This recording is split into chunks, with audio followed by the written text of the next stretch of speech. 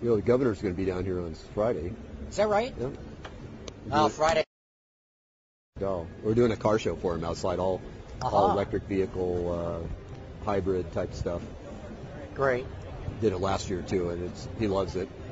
Finds the German guys, the Audi guys, and speaks German the whole time. But he loves that stuff. That's great.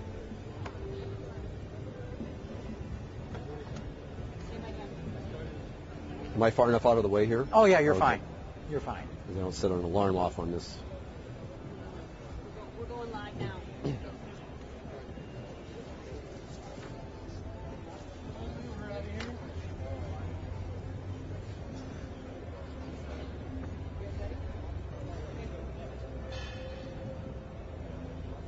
So you're going to come on me? Okay. Well, welcome to Autoline Live at the LA Auto Show. I'm standing right in the middle of BMW's exhibit at this show. They've been very kind to make all this kind of space available for us once again to be bringing you the show. Another thing I want to show you what we're doing here at Autoline. We're trying some new technology that is enabling us to stream the show to you, and we're going to be able to do it on a mobile basis. Check this out. This is from a company called LiveU. What they've essentially done is built an entire broadcast studio into a backpack. And instead of using Wi-Fi or instead of having some sort of hard internet connection, it actually uses 6 different cell phone cards for us to be able to go out live and show you what this is all about.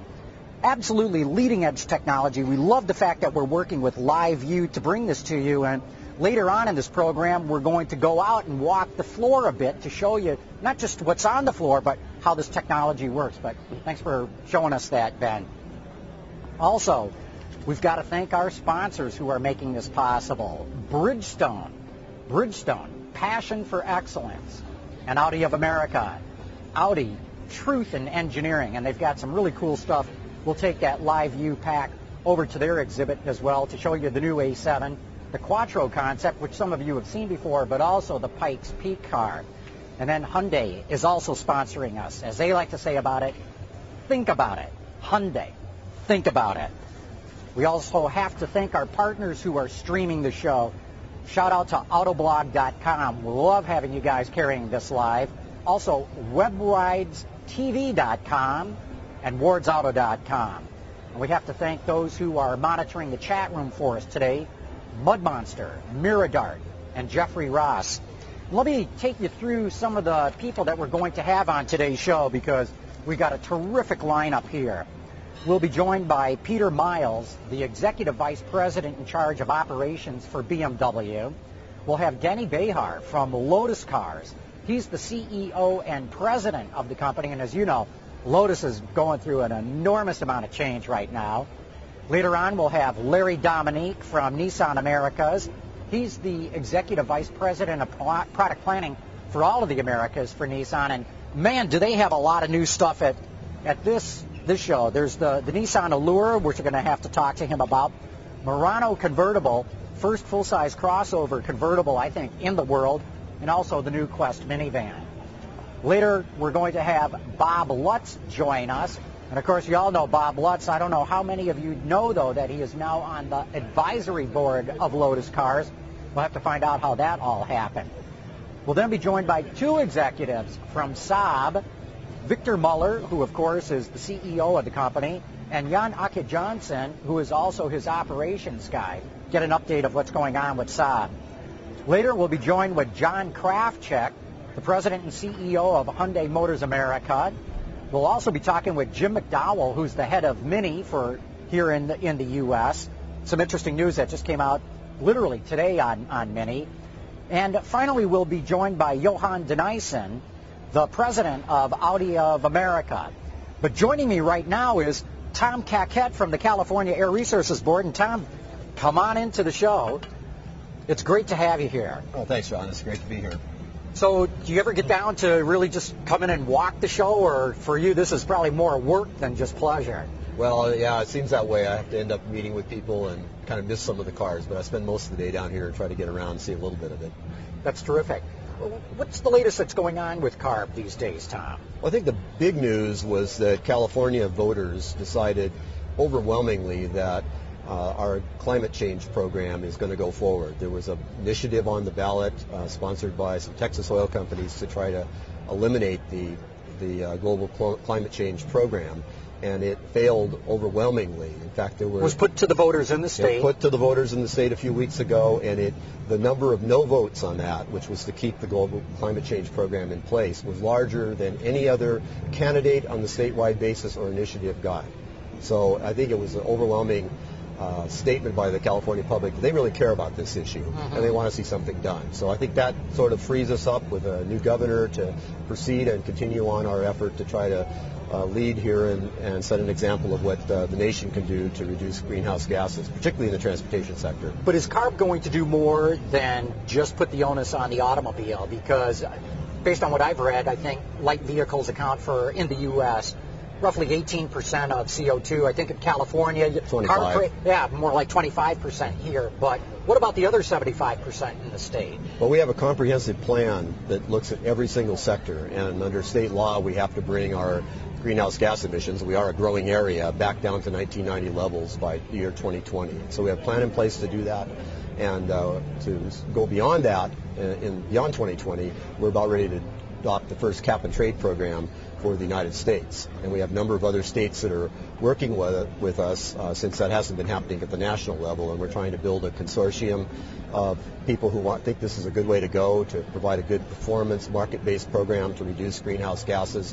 Just yesterday and the day before, the governor had a two-day conference with subnational organizations and subnational countries. What do you mean subnational? Subnational would be California. We're a state in the union, and there were people from various cities and from very regional areas of countries in every continent around the world, except I guess Antarctica, but over there at UC Davis to have this conference, and they signed an agreement to work together to try to reduce greenhouse gases. So I think there's a building from the bottom up, and we hope we'll see more building in the United States from the top down here in the future. Cap and trade has been hugely controversial. How are you going to make it work in California?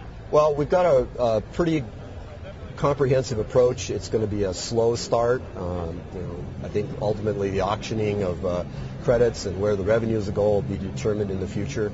But the idea is that if we're going to get beyond the 2020 goal, which is to get back to 1990 levels, we're going to have something that is a broader, more industry-wide approach. And we're not just picking on cars even today by regulation. We have a program to improve the efficiency of trucks and trailers, which is the other major sector of the transportation. We have a requirement that 33% of our electricity by 2020 is done by renewable sources, so we're looking at the electric sector. That's the next biggest one in California. Of course, for the U.S., that would be the biggest sector. And we're looking at all these little things, the CFCs that are stored in foam in refrigerators. It's a huge bank of stuff just waiting to get out into the atmosphere to create global warming, and we can do something about that, collect it, recycle it, destroy it.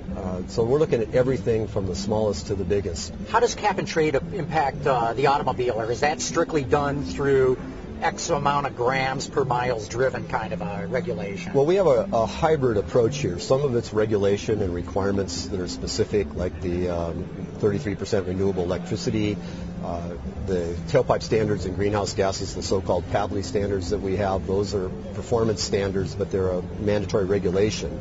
So cap and trade will carry us forward after those things have kind of produced all they can. And that'll cover many of the sectors that are not regulated. Exactly how it's going to fit in with motor vehicles is not, new motor vehicles at least, is not real clear yet. Of course, all the carbon's in the fuel. Isn't that really the place that should be addressed first, is the fuel itself? Well, we're addressing it simultaneously. We have a low-carbon fuel standard for gasoline now, and requires a 10% carbon reduction by 2020. We're doing the tailpipe standards to increase the efficiency of the vehicle so they burn less gallons of those. We've got the cleaner electricity on the way, even for things that we don't even have yet, like hydrogen. We already have a requirement that it be 33% cleaner than just the plain hydrogen they use in a refinery. So it's a comprehensive program attempting to look at all the sources and integrate it together. I can't say that every piece fits together and there's not a little missing part of the puzzle here and there, but there's a pretty good picture in that puzzle already. In the low carbon fuel standard, is that pretty much ethanol, adding ethanol to gasoline? Well, it's not just ethanol, but it's clean liquid fuels. And so it could be ethanol, it could be biohydrocarbons, but it's going to be more than conventional corn ethanol from the Midwest. It needs to be cleaner than that. In addition, it's got a very big incentive program for alternative fuels to come in. Alternative fuels like electricity or hydrogen are not regulated per se. It's the oil companies and fuel suppliers that are regulated. But if they come into the marketplace and grab a share, they create credits which they can then sell to the oil companies. So we've got a little bit of competition, a little bit of innovation going on. But of course, you can't use these fuels unless you've got the cars that can use them. So that's the real trick. So when does the low carbon fuel start to phase in, and how much does it ramp up? It's starting next year, 2011, and it slowly ramps up, and then by 2020 there's a 10% reduction in carbon intensity for all of the transportation fuels sold in California. You're pushing electrics really hard, but what about diesels? Because my understanding is you can get an instant 25% reduction in CO2 having a diesel engine versus, say, a gasoline one. Well, we think diesel's got a really good role to play here because, as you know, with fuel efficiency, they might be 35% better than today's gasoline engine. But there's also more carbon in a gallon of diesel fuel than there is in gasoline. So when you look at CO2, I'd say it's more like a 20% reduction. Okay, but it's still 20 substantial. Is substantial, right? But our target for 2016 requires a 30% reduction on average, and we're looking beyond that at another 30 to 40% beyond it. So diesel just by itself is not going to work. It's going to have to be combined with cleaner diesel fuel, maybe biodiesel of some type, renewably done biodiesel, not necessarily the soybean kind that we use now, and made more efficient. There's more room to make the diesel engine 10-15% more efficient than even today, and of course it can be combined with electric drive to get a really nice package that can get extremely high fuel economy and low greenhouse gases. Why isn't soy renewable? I mean, you just keep growing the crops, right? But it takes so much energy. That's the problem with corn ethanol too. It takes so much energy in the terms of fertilizer and vehicles to plow the fields and all this kind of stuff that it takes away a lot of the renewable aspect. If you can grow something using less water and without fertilizer, some of the more energy crops, then they do much better. And so switchgrass and cellulosic, that would be one of the ways to go, right? And cellulosic, of course, is the process that turns these things into, which is different than fermentation. So. Right. Hopefully garbage. Yeah. Well, we have fuel out of garbage would be terrific. We're opening up a hydrogen plant for the first hydrogen vehicles here in California, which are coming in next year. And that hydrogen fueling station is going to be supplied 100% by a wastewater treatment plant in Southern California. So you can do things like this. The question, of course, is that right now we have gasoline cars, a few diesel cars, and we have gasoline, a little bit of diesel in the passenger vehicle sector. It's sort of a monopoly of one fuel and one combustion source. And in the future, we're going to have a much broader mix. It's not going to be, there's no one silver bullet. Yeah. CARB in the past, in the 90s, mandated electric cars, zero-emission vehicles. And although I suppose nothing's truly zero emissions, right. It didn't work. Didn't work in the marketplace. What makes you confident this time around it will work? Well, it may not have worked in the marketplace in that it didn't create a sustainable growth in the number of electric vehicles, but it sure in the heck brought the technology a long ways along. The batteries that you see today, this lithium-ion, for example, were developed in part to try to produce better batteries for the electric vehicle mandate of the late 1990s and early 2000s. And efficient engines, motors that they have now, smaller, more efficient. The controllers, which have gone from big to small here with all the electric innovations that we always have, all happened in that time frame. Mm-hmm. And so right now what's happening is that there's somewhat of a demand, we believe, because clearly people like Nissan, Carlos Ghosn is betting the farm on people are going to be electric. But he's the only one betting the farm on it. Well, I think everybody has got an electric vehicle. You go around here, there's a Volvo electric vehicle in the other wing at the show today. And so, whether these are all going to pan out whether there will be pure electrics, a mix of plug-in hybrids, mild or strong plug-in hybrids, fuel cell vehicles. It's all to be determined. I think it's going to be some of all, depending on what the customer needs for utility.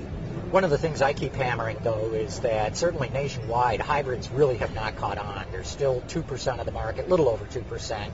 There's some 7 different brands selling some 22 different models of hybrids, all different kinds, small ones, big ones, trucks, SUVs, crossovers, and it's only a little over 2%, and half that market is one car, the Prius.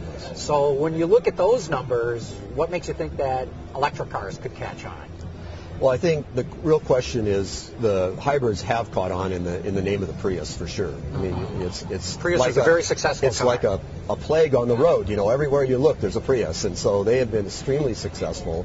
And what they've done is created a product that appealed to a certain niche of people. I want to look green. It's a great product. It gets fabulous fuel economy, and so they fit in a real good market niche. I think there's an educational problem when you see one hybrid for $3,000 or $4,000 more next to the exact same car, and the only difference is fuel economy, and we're looking at $3 a gallon gasoline. It kind of says, well, do I really want to do that upfront cost?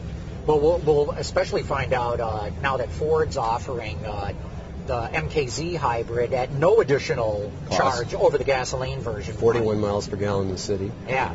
So I think we'll find out at that time if people will just go and opt for the hybrid. But that's been my big question mark as to whether or not electrics will really sell. When I see, really one hybrid has been successful. I can't believe any automaker is making any money on the rest of their hybrid lines, other than Toyota with the Prius. Well, there's still, not a real big chunk, but a chunk of the car is the battery, and the batteries remains a bit of a nascent technology that's got fairly high price, even though the volume's up. But there's a lot of effort to bring the cost of batteries down, and part of it's volume, and part of it's just good engineering design, and that'll help flip some money off the price of these hybrids too. We've got some questions here from our audience. Mud Monster wants to know, what are you doing for testing plug-in hybrid vehicles? And I think maybe this goes to how do you calculate the fuel economy of that? Yeah, it's a really complicated problem. We've developed a procedure that both measures the emissions in the charge depleting mode and in the charge sustaining mode. Now, if you have a vehicle like the Volt, the charge depleting mode is an electric vehicle, but there are other plug-ins where the engine may be coming on and off during that cycle. The charge sustaining is when you've run out of juice and you're just going along. So we try to look at the emissions in both of those pieces and average them together in some manner. And it's still a work in progress, but we're actually using it to certify cars right now. Jay Cujo wants to ask you about the Volt. Were you impressed with the technology? Yeah, I've driven the car, and I thought it was really nice. I've driven electric vehicles for probably more than 10 years now, on and off, and they're fun to drive. Forget the range anxiety. It met all my needs, I know that, and as a second car, it was perfect. So I think they're going to work out really well, and the designs that we're seeing are good. I mean, I thought the ones that we had in the 1990s were spectacular, but these are spectacular square. They're really nice vehicles. The way I'm reading it is your regulations didn't seem to anticipate that somebody would do an extended range electric vehicle, or whatever you want to call it, like the Volt, because it doesn't qualify as an electric for you guys, nor does it qualify for any of the incentives going to electric cars.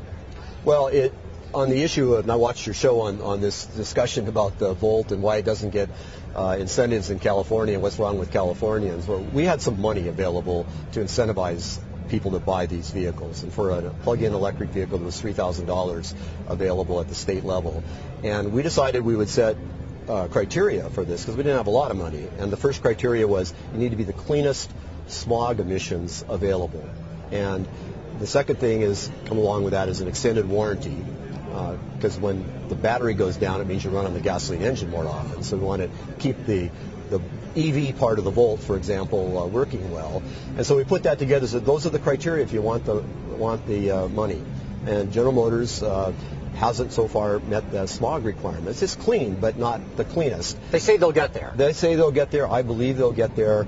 We have Toyota introducing the plug hybrid vehicle. It's only a limited production, but it's fully certified as a SULEV. It'll get to $3,000. But GM is doing a fantastic job of putting this car together. From what I've heard, they've sold all they're going to make in the first year, so I guess they didn't need the incentive, and we'll be glad to give that to somebody who maybe needs it a little bit more. I'm sure those buyers would still love to get the incentive. Oh, they would. Anyway. They would, but they'd love to get the Volt too, and they're lining up for it, from what I hear. Real good. Well, Tom, we're going to have to wrap it up here, but thanks so much for coming in and bringing us up to speed with what you're doing at the car. Okay, great. Really appreciate your time today. Yeah. Okay. Terrific.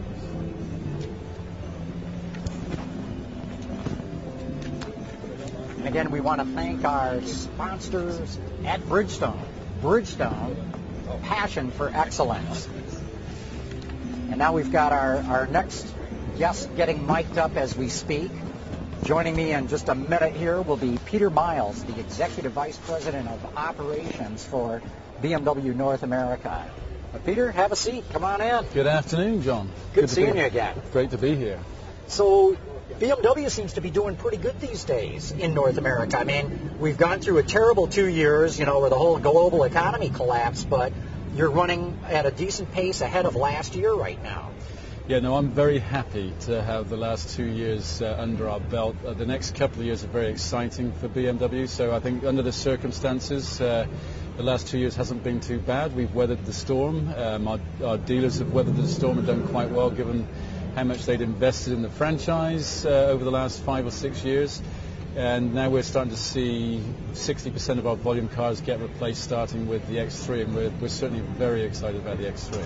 The XC3, I'm sure, is going to really give you guys a boost for 2011 when it comes to sales. Yeah, we've invested a huge amount in the factory expansion, as you probably know. So we're now up to a capability of 240,000 cars out of that factory. 70% of them will get exported.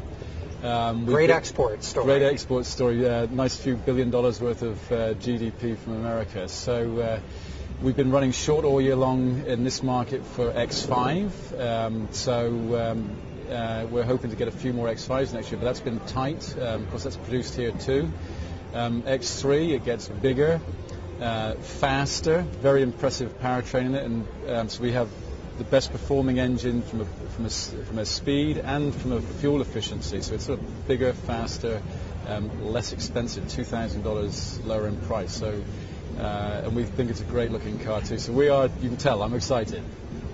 When we look at the total U.S. market right now, there's been a decrease in market share for passenger cars, whereas crossovers, sport utilities, not in your case, but pickup trucks for some of the other manufacturers.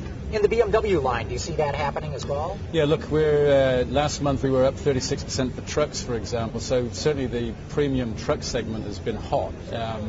In the Q5 segment, particularly in the GLK and the X3, it's been extremely hot. We haven't been playing actively as we've been running out of our previous generation X3. So the hottest part of the market we haven't been in. That's been a little painful, almost watching that from the sideline. But we expect to see that continue to grow in 2011 and 2012. But this time we'll be back on the field. Well, here we are standing in the middle, or sitting in the middle of your beautiful display area. What else do you have here that's new for this show? Well, really new here is, of course, the feature. Its first presence in North America is the X3, and that really is what gives us the majority of our increase next year in terms of volume. Because you'd really pretty much gotten rid of the X3 in this market, hadn't you? Well, we'd certainly. I think the package wasn't competitive as it was coming to the end of its life. The exchange rate was hurting us. It wasn't built in America. Absolutely. Killing's probably a better description. So yeah, we certainly took the volume down. As it turns out, I think we could have actually sold 2,000 or 3,000 more this year than we did in hindsight, but it was an orderly transition. So yeah, it certainly hurt. The new 6 Series, which you're seeing here, arrives in the middle of next year, and of course that comes as an all-wheel drive car. So we've always been up against Porsche in that segment. All-wheel drive on the 6 Series actually gives us a real chance. So when you take Jetta out, which is what's happening next year, we'd be segment leader for 1 Series. We're there still for 3, and 3 Series is, it's getting towards the end of its life cycle too, but it's doing extremely well. 5 Series we're in transition, so when we have the 528 Xi online in 2011, that I'm confident will put us back in pole position there. Z4 we dominate, but there's no segment. Well, back in pole position, is that a prediction? Because you're in a dogfight with Mercedes and Lexus right now. Yeah, but we're sort of being in a war with rubber bullets, because if you look at what's happening, it's really all about the GLK and the Q5 and the X3, and we just haven't been at the party. And E60, the new 5 Series too, we don't have a full complement. We're short of the 528 Xi. We've just got the 535 Xi in market. So you'll see a strong finish to the year from BMW, just because we now have that 535 all-wheel drive. And as you probably know, 40% of the US market, if you've got all-wheel drive, it's 80% of the volume and 40% of the market. So it's very important. So pole position next year, you think? In the luxury segment? We're anticipating 16% growth for us, almost irrespective of what goes on in the industry. It's really all about new products, and that's it's products. You can't wait for 2011 to get here, then, can you? Hey, we've got a question here from the chat room. A question from Tony Gray. He says, "My 335i Coupe is the best car I have ever owned. When will the new 6 be out, and will there be a 635 CSI?"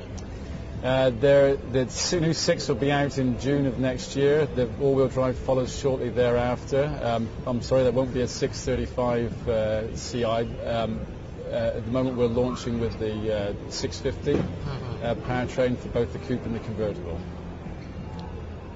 Diesels. Where do you see diesels going in the U.S. market?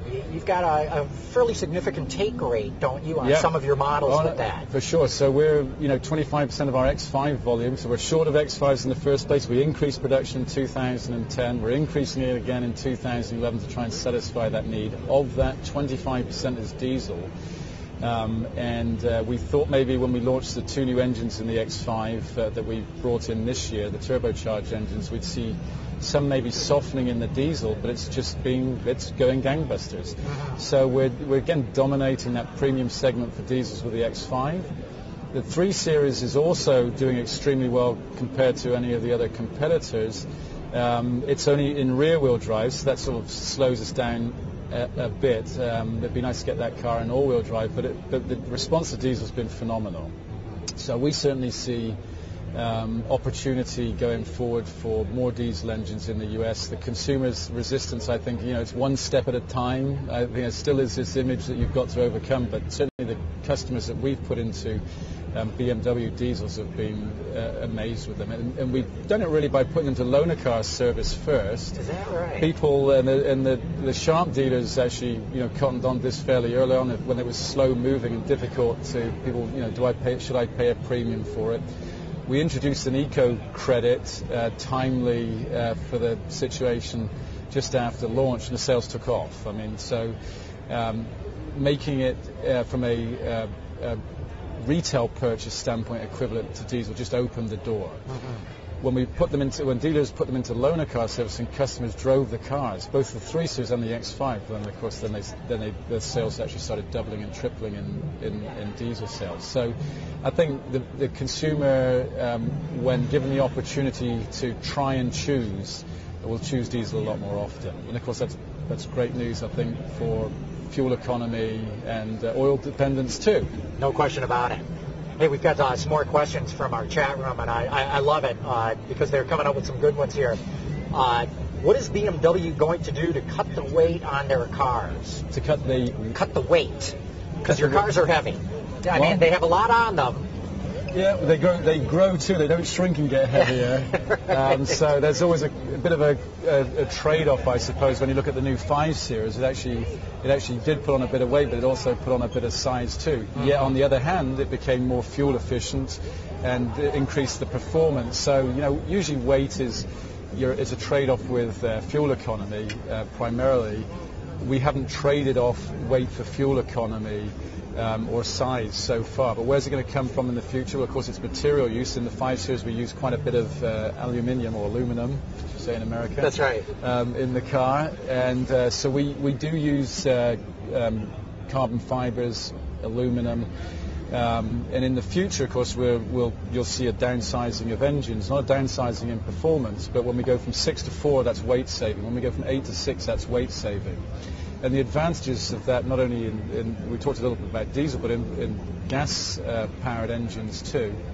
Of course, we can get more power out, better fuel efficiency, and shed some weight. So the general trend is going to be towards lighter cars. And the megacity vehicle that comes in 2013, of course, is a bit of a revolution in that regard, because it is made of uses aluminum and carbon fiber to. BMW is going very heavily into carbon fiber with its own plant here in the U.S. to make that. Well, we're looking for sustainable ways of, and it's very entrepreneurial when you start looking and saying, well, where is the hybrid market going? Where is the electric market going? Where are we going with materials? So certainly we're looking at opportunities that we see as sustainable, that provide rigidity in the car to give us that dynamic appeal to the driving experience, and give us strength and safety and all those things together. So I think we're going to be leading the way there. Okay, Jay Cujo is asking, why front-wheel drive? Because that caused a huge firestorm when BMW announced it was looking at doing front-wheel drive. Because, of course, the last question was, how are you going to say weight? Yeah, right? That's one way to do it. That's a key way to do it. So, and of course, you're not talking about what we've seen as the traditional BMW offering in the US. Now you're talking about entry-level cars. So it really is about weight. It's about cost. Too, in that regard, and frankly, our research has shown that a lot of consumers, I'm not sure this will surprise you, don't always know whether they're driving an all-wheel drive or a rear-wheel drive, a front-wheel drive. So, I know if you're a real car fanatic, then of course you know the pros and cons between rear-wheel drive, all-wheel drive, and front-wheel drive. But really, it is about how do you bring a premium package into the market in the US that you're getting some economies, but you're also getting efficiencies with it too. So it is about how you make it lighter, fuel efficient, cost effective for the consumer. I've also heard somebody at BMW explain it to me that there's a lot of people who love the brand. They want the brand, but you don't necessarily have the kind of cars that meet their lifestyle anymore. Maybe they're very young, or maybe they're empty nesters or something, and maybe this front-wheel drive, smaller, more fuel efficient, is the way to keep them in the brand. It's hard for me to think of someone who don't meet their lifestyle. There's always, of course, premium isn't utilitarian, so there's always some compromise in there in that sense. But if you look at the breadth of our range and what's to come, and where we're filling in, so whether you're talking about 7 Series of GT, or you're talking about megacity vehicle coming in, or entry-level models in the future, you're seeing us fill in that range. The X3 grew, so for those that had 2 baby seats to put in the back, or a 6-foot driver with a 6-foot rear passenger, I think we are able to offer most consumers most things in a very dynamic and exciting car to drive. And we've got another one here from Big Retard, who says, why did the M cars seem to be losing bespoke engines? Why buy the next generation M3 if you can just boost the output on the standard turbo? I don't know that you'd ever want for more performance out of our M3s or our M6s. It's pretty awesome, right? In the last 9 months, I've driven both an M3 and an X6M as a company car, and it's hard to imagine I'd want more out of it. So, I think, and I've driven those cars on the track, so, I think M is getting everything it needs to make it special and unique. So I don't think we're going to disappoint anybody with our M products now or in the future. I would think so too. Peter Miles, thanks so much for stopping by and chatting with us with what BMW's up to these days. No, thank you for having me. My pleasure. Yeah, you bet. Okay.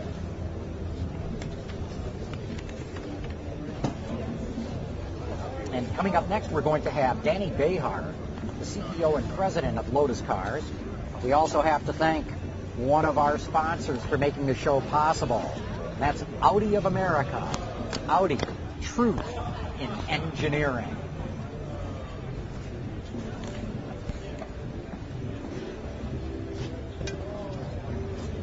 Hey, and thanks for those questions coming in, folks. I really like getting them.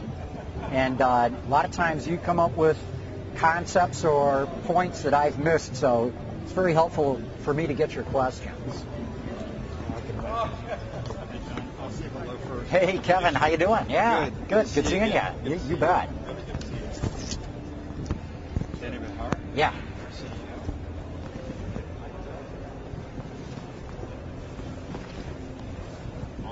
Okay. Thank you. Hi. Danny, how do you do? Pleasure to meet you. Pleasure to meet you.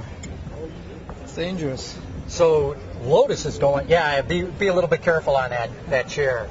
And why? Even when you get settled, they're not all that comfortable either. So Lotus is going through tremendous amount of changes now, maybe the most in its history since the company was formed. Tell us some of your strategy. What do you hope to do with this company?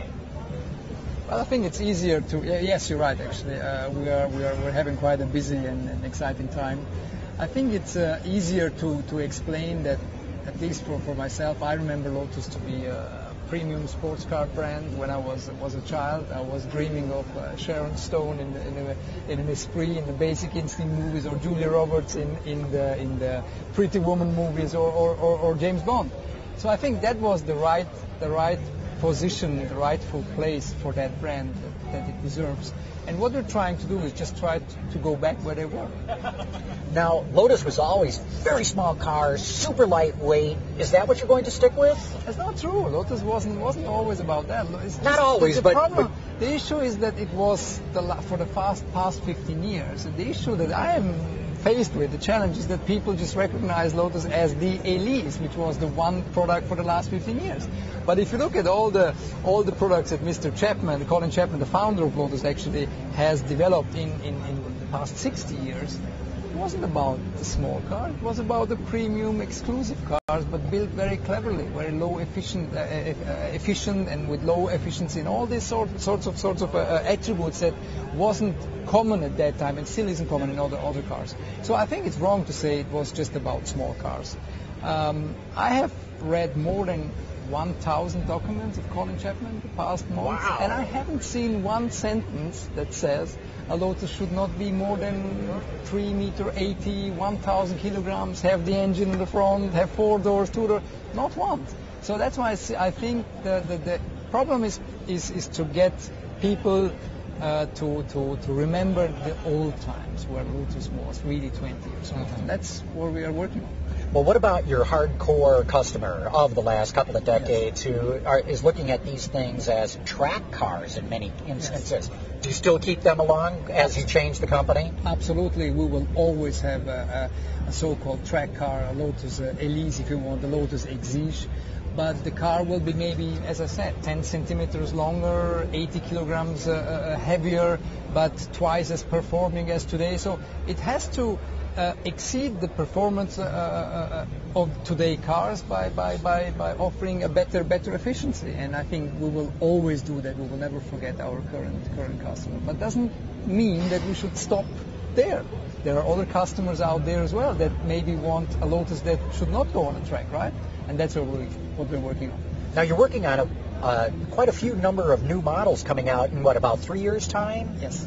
So from 2013 through 2016, there will be 5 new car launches. Run us through that a little bit. What all will you offer? Well, the first car, obviously, is we thought the right car to launch is the Lotus Esprit, because it's the iconic car. It's a well-known car. People remember the car to be a premium sports car, and that is the first car in the product range. It will be a two-seater mid-engine, 600-plus horsepower. Very, very performing car, very quick, 0 to 100, 3.2 seconds. Price positioning around 120,000 pounds, hybrid technology. So it's full packed with technology, but still lightweight. But lightweight in the sense of lighter than its competitors. Mm-hmm. It doesn't have to be as light as an Elise. Mm-hmm. And then we go, as we move upwards, we will introduce the Lotus Elite, 6 months later, so late 2013. The Elite is a 2+2 GT gentleman's sports car, retractable hardtop, same powertrain, same drivetrain if you want, so 600 horsepower and more. Very quick, very, very beautiful, very elegant, but still very sporty and very compact as a package. And it will have full hybrid technology in that as well. And obviously the Lotus Elise will be part of the product lineup, as I just mentioned before, offering our core customers the car they actually want from an Elise, but also asking from that product to make such a huge stretch, also to apply to young people that want that car in a softer setup to drive in the city, to just have fun, right? And we have the Elan coming up, which is a Porsche 911 competitor. It's a pure sports, it's a real beast. It's got nothing than bones and muscles. Very light, 1,200 kilograms, 470 horsepower, very, very powerful. And as last but not least, we thought it's a good idea to have a four-door there as well, which actually incorporates the values, the lightweight. So a four-door car, sports sedan with 1,800 kilograms, that's quite a challenge for everybody, not only for Lotus. And we try to get there. Now, how are you going to do this? That's an amazing array of cars that you laid out. 5 different vehicles appearing 3 years from now, and then rolling out in the next 3 years after that. How do you pull that off? Well, actually, we've got all puzzle stones in place, or we've ticked all the boxes if you want. So we've got the backing from our shareholders. In consequence, we've got the funding. We have, I believe, we have the best team we have gathered the best team in the sports car industry. The guys came from AMG, from Porsche, from Ferrari, from Bentley to join Lotus. So there must be something if you leave your board member roles at AMG for 17 years. I mean, you have to realize that if somebody goes from that sort of job to this sort of job, or the chief designer of Ferrari, Donato Coco, who is now our chief designer. I mean, these guys. Big pieces, big heavyweights in the industry. Those are big names. Big names, and we have 23 of them. So there must be something why they joined us. So I think the execution power, if you want, to the people who understand the products, we have them. And then we have assembled a first-class advisory team with Bob Lutz, Burkhard Göschel, Tom Purvis, Frank Tu, all people that have, I believe, combined 150 years of experience in automotive. I mean, we're all young people. We do mistakes. We wanted to avoid mistakes, obviously, to be very efficient. That's why we have asked them to join us, and they joined. They have a lot to lose, right? Mm-hmm. So another element, another box ticks to say, well, there must be something that this plan is really workable. Last but not least, we have the recently launched Evora, which was built on a flexible architecture. And that architecture to us allows us actually to build 5 cars, which in engineering terms are 2.5 cars if you want. So it's everything a bit more relative, more realistic. It sounds good, it's 5 cars, but underneath the skin is just 2.5 cars. Where are you funding this from? I mean, where does the money come from on all this? The money comes from, very simple, it's public. Our shareholders, it's a Malaysian car manufacturer that is listed in stock exchange. So everything is very transparent. And from Proton? From Proton, yes. And we have been able to put together a funding of approximately £800 million for the next 10 years. Which is a combination of equity and obviously third-party money. Mm-hmm. And why are you announcing all these cars right now when it's still 3 years out before anybody can buy them? Oh, there are several reasons, and I have to say I'm happy that we took this decision, because silly things, big suppliers, we're trying to match obviously quality in all this. So you need the same suppliers that as your competitors are using, right? They wouldn't talk to you, to Lotus, as they know, because they know the Elise. And so one was a supplier. The dealer network. We have to change completely our dealer network. And if you don't show them what the future of Lotus is about at one glance, if you want, they will not understand. Showing just one Esprit or showing just one Elite, people will not understand the message. So it was actually an easy decision to say, you know what, we go out there, we tell them Lotus in future is this. And whatever happens after, we'll see. Yeah.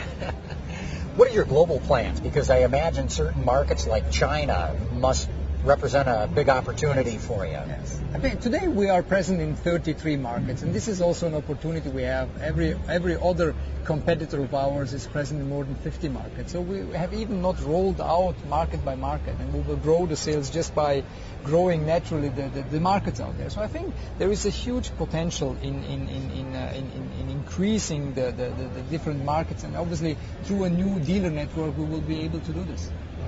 We've got some questions coming in from our audience right now. Salvador G says, can you please explain the problem or the issue with the F1 team using the Lotus name?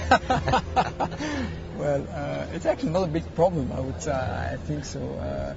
And I believe it is a matter of the shareholders, of our shareholders dealing with another Malaysian entity. All this has been done before actually our arrival 12 months ago, and we just feel that there isn't the right fit. And if Lotus cars want to do Formula One, they should do it in their way, and at the moment it's not their way, and that's why we're not interested in Formula One at the moment. We have just recently announced that we will go back to Le Mans. We will have a huge presence in IndyCar. We will announce tomorrow, that's exclusive for you, we will announce tomorrow an own engine development for IndyCar. Oh my gosh! We will announce. I hope my press officers are not here. They will not like that.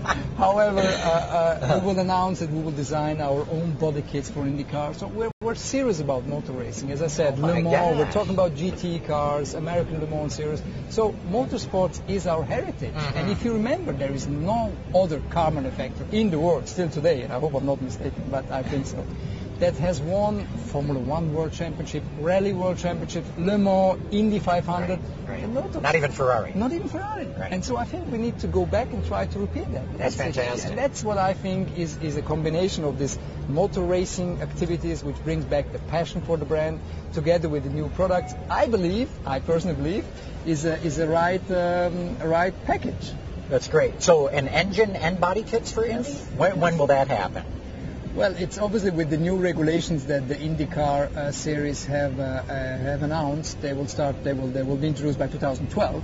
So we have 1.5 years now to develop that. Oh my gosh! It's going to be interesting. But it shows you that we're not afraid of fighting and challenging the big guys. I mean, that's what Lotus was all about. Absolutely right. So yeah, and Colin Chapman, of course, did it with cleverness. Very clever engineering. So. Absolutely. Now, Lotus engineering, that ties into everything that you're doing here, right? And it has enormous capabilities. And this is something that is another explanation why we believe we are able to roll out these 5 cars, which is actually huge, right?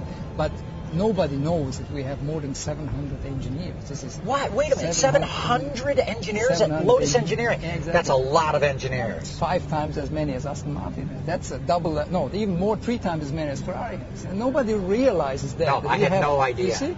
And that's what I'm saying. Because it is an engineering work, and I believe, and again, I hope I'm not mistaken, I don't think there is one OEM that hasn't give us any work to do in engineering. And you'll continue to work for other we're OEMs. Successful. It's the business. It makes money. It makes money. It's what actually kept the company alive the last 15 years. Very interesting. And the good thing is, and that ties in perfectly with our product offering, that 50% of all our engineering work is all about hybrid and electric vehicle integration. Oh my it's gosh. absolutely, I believe, on the right track. Oh my gosh. So interesting times. Very interesting. Hey, we've got another question here from Miradar. He says, is Lotus going to be doing handling and chassis work for other OEs? Well, you just answered that. Oh, we're doing many. And what about having the Lotus badge on somebody else's car that says handling by Lotus? Well, again, all these things have been done already.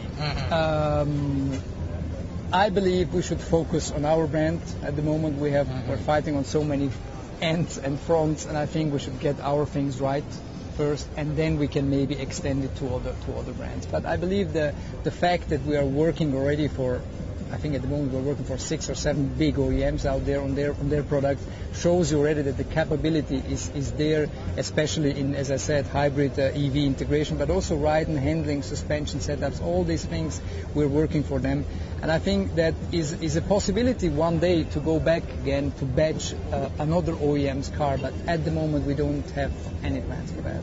Danny, what's your background? How did you get into this business? Well, actually, I got into very, very strangely.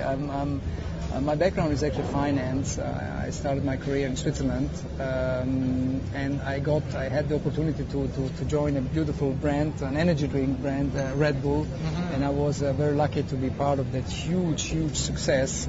Before I joined Ferrari, and at Ferrari I was a newcomer to the auto industry, but the chairman there gave me the trust to oversee all the non-technological activities such as car sales, product marketing, car marketing, F1 marketing, and I got into that business and we changed quite a bit there, and as it is, people talk, people get to know each other, and one day I got this beautiful opportunity to work on this beautiful brand, and I said, well, I don't think you will get this opportunity again, so you have to take it right now.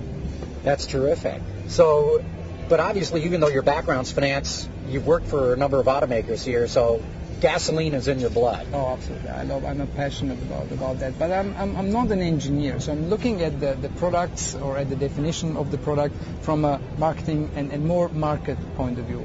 And I think this is also the development for the future sports car. That is not just about engineering-driven products, but it's also about what are the customers demanding. Do they really want just to have the noise and the smell and all this of a pure sports car, or are they thinking a bit more to have more clever products, a combination of hybrid, of alternative powertrain technology, and the noise and smell that they are used to drive? I think the time is the demands and the requirements are moving fast in that area. What else am I missing here? Is there something else that we need to talk about in terms of Lotus? We've covered pretty much everything. Yes, I think Danny Bahar, is that how you say it? What a pleasure meeting you. This has been terrific. Very interesting. Thanks. I'm going to be paying very close attention to what Lotus does here now. I hope so. I hope we will deliver. That's great. Thanks again for your time. Really appreciate it. Dominique yet. Okay, so, well, this is... Thank you. See you. Yeah, take care. Well, we have to thank one of our sponsors here. In fact, they've given me quite a script to read here, so put up with me a minute while I read you about the 2011 Hyundai Elantra, because that's what they're introducing at this show here, representing a modern approach to the traditional compact sedan segment, using emotional design and luxury features offered with Hyundai's strong value proposition. And here's what they think that the Elantra poses some questions to the rest of the industry. Why can't a compact car have modern, sleek, sophisticated style? Why pay luxury car prices to get advanced safety features? Why buy a mid-size sedan when you can get exceptional room in a compact car? Why can't a compact car get subcompact car fuel economy? The Elantra's fuel economy is 29 miles per gallon city, 40 on the highway, and that's not just for a special model. All Elantras will deliver 40 miles per gallon highway, and that gives you a driving range, highway only, of 500 miles. That's a lot of miles. They also point out that it's a very high-content car, offering features not expected in this segment, including standard Bluetooth, an available 7-inch LCD screen for navigation, and it has voice activation, heated front and rear seats, a push-button start, and that's just to name a few of the features. And they also point out here that new Elantra offers modern design, loads of comfort, all kinds of convenience features, outstanding fuel economy with a base price starting at $14,830. Well, let me point out again, this technology that we're using here too, that has been making this whole this whole webcast possible, from a company called LiveU. They figured out a way of essentially packaging an entire broadcast studio into this backpack that Ben here can lug around on his back. And as I mentioned before, for those of you who didn't catch it at the very beginning, this is not Wi-Fi. There is no hard wire internet connection to it. This is done with 6 different cell phone cards built into this, so that no matter where we go on the LA Auto Show floor, we can continue to bring you this program. And in fact, later on in the show, we will take you out on the floor to show you a little bit of what's on here right now. Thanks, Ben. Coming up soon, we're going to have Larry Dominique, who's the head of all product planning for Nissan and the Americans. We'll have Bob Lutz, who's also on the Lotus Advisory Board. And boy, I really like that interview that I just did with Danny Bahar, the CEO and president of Lotus Cars. We'll have Victor Muller and Jan Ake Johnson from Saab. John Krafchick, the president and CEO of Hyundai Motor America. We'll be talking with Jim McDowell, the head of Mini USA. And then we'll be wrapping up the show with Johan Denison, the president of Audi of America. And then, as I said, we'll walk around on the floor a bit, show you some of the new vehicles that are out here.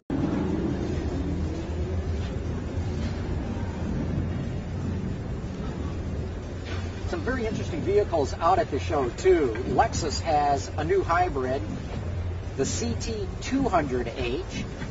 Chevrolet pulled the wraps off the Camaro convertible this morning. Volkswagen has the new EOS, which we had on Autoline Daily this morning.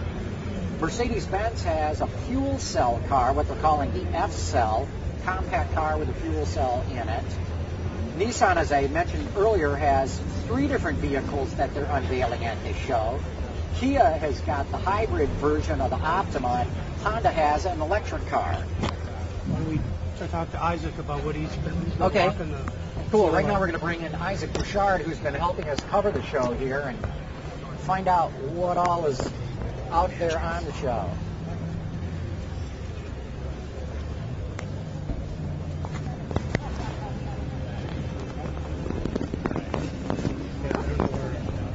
Where Larry is. Okay. Well, when he comes, we'll get him. And Ben, I need you to bring up the screen for me again, because I kind of lost track of where I was on this. There we go. Okay, terrific. So, Isaac, what have you seen out on the floor of the show? It's not quite as big as Detroit, but there's some good stuff out there. For me, one of the highlights was the new Range Rover Evoque, their small vehicle. Looks very different. It looks very different, and it looks very like good. A concept car. It looks just like the concept car. Apparently, they retained most of what I'm not saying not just like the concept car. It looks like a concept car. With those little cutouts in the fenders and right. stuff. But you can actually sit in it, even in the 2-door. Well, I can sit in the back of anything, but you can sit in it. You could sit in the back of that and be comfortable. And there's luggage room, so the packaging is excellent. So that'll really get people looking at Land Rover then. They needed to have a bridge product to get them through the next few years. And that's it. That's it. What else have you seen? What else have I seen? I think it's really intriguing that they drove a Volt out here and showed it with all the dirt Joel on it. Lewonick, the head of marketing for General Motors, drove one from Detroit to the LA Auto all the Show. way here, and he said he used 1 gallon of gas when he got to LA. The rest of it was electric the whole way. Oh my gosh! Imagine so, what do you do this in 40-mile increments? I don't know. But he said, he said he did. He said he charged it overnight, and I was thinking it would take a long time to get from Detroit to LA at 40-mile blocks, but he says he did. Well, you know, they could have had one of those fast chargers available too, where you get the 440 DC stuff, and that'll probably charge it up in 20, 30 minutes. Regardless, it's still pretty amazing, because if you think about that, you could drive that car from Detroit to LA, and you're really not going to be able to do that. And this is not to take anything away from Nissan's achievement with the Leaf, but it is pretty amazing to me that you've got a car that you could drive every day, not put any gas in it, and then drive it to LA. Hey, you spent some time this weekend with Lotus, did you not? Yes. So we just had Danny Bahar here. Did you get a chance to drive any of the Lotus cars? I haven't gotten to drive I haven't had a chance to drive anything new yet. Okay. Well, none of the new stuff is available. Right. What's your sense of Lotus and this very ambitious program that they've set out for themselves? You could call it ambitious, yeah. I think they needed to. I wouldn't call it a Hail Mary, but they really needed to. They've been a loss-making company for 15 years. Yeah. 15 years. And you think of what Ford did with Premier Automotive Group, they disbanded it. And I think Lotus was really in danger of having that happen from their guardian, Proton, from Malaysia. So I think they decided to give it one more good lick put all the resources that they had at their disposal into it and see if they could do a Bentley or an Aston Martin or do what the other great British marques did when they revived themselves and came back from the dead. So what's your sense of walking the floor here? You know, what's the vibe that you're getting out of The vibe, this show has really grown, and I remember when I came here maybe 4 years ago, and it was almost like a ghost town, and you wondered, was this just some little dinky regional show? And now it feels like a real show. It does. And the manufacturers seem to be giving it some respect.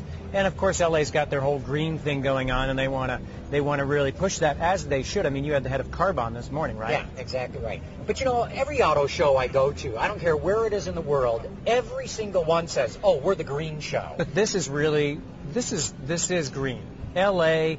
I mean, with their Priuses everywhere, they really, truly are the bellwether state in that regard, are they not? Yeah, no, I would agree with that. You know, and especially with CARB, you know, forcing it from a regulatory standpoint, it's going to happen here no matter what. Well, it's going to be really interesting to see now that the Republicans have regained so much control, what happens with all the pending legislation for EPA, carbon emissions, and fuel economy standards, because that was all said and done, and now they're pulling back from what they were saying earlier. So we might end up with a two-tier carb-based and federal government mandated. Very possibly. Structure. We just did an Autoline Detroit show on this very thing, sort of, you know, analyzing what did the election mean for the car industry. And you know, one of the topics that was brought out by the guests I had on the show is that one way a Republican Congress may fight this is just not provide any funding or not enough funding for... Because we have a deficit, so, well, there's Right. just no money to give you. Yeah, exactly right. Yeah. I hadn't seen the Kia Optima, their midsize sedan, Right. in the metal. Yeah. The pictures, I thought, when I walked up to it, I was seeing the show car. It was the production car, and you get in, and it's got half leather seats with woven metallic cloth trim. It's very audacious, and to me, it makes a lot of the established bestsellers in that midsize category. They should be quaking in their boots. In fact, as I was exiting the car, a gentleman was hopping into it, and he shook his head, and I said, "What?" And he just looked at me, and I said, "Yeah, Toyota should be worried." And he goes, "Don't say that. I work for Toyota." And I looked down at his badge, and indeed he did. And the look on his face and the gentlemen who were with him said it all. Hey, wow, that's great. Well, thanks for stopping by. And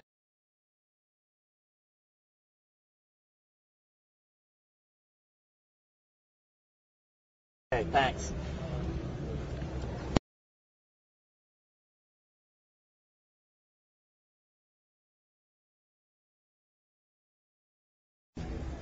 It's going to be Bob Lutz.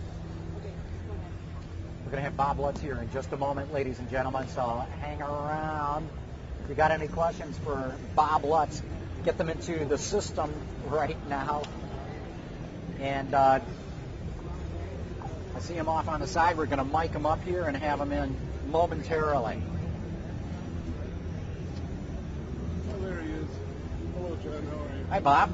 Am I on time? Yeah, Yeah. you're way on time. Okay. Well, let's take your tag off there. Sure. We'll just set that right Turns out there. I was supposed to have a blue ribbon on someplace. Oh, you got it. Yeah, one of these purple things. Yeah, no, that guy was going to be difficult about letting me in. So we finally just kept walking and saying, "Don't worry, you won't get in trouble. I'm authorized." And then Kevin Smith said, "Do you know who this is?" The guy says, "No." He says, "This is Bob Lutz." And the guy says, "Who's he?" He doesn't have a ribbon. Rules is rules. Yeah. So how you doing? I'm fine, thanks.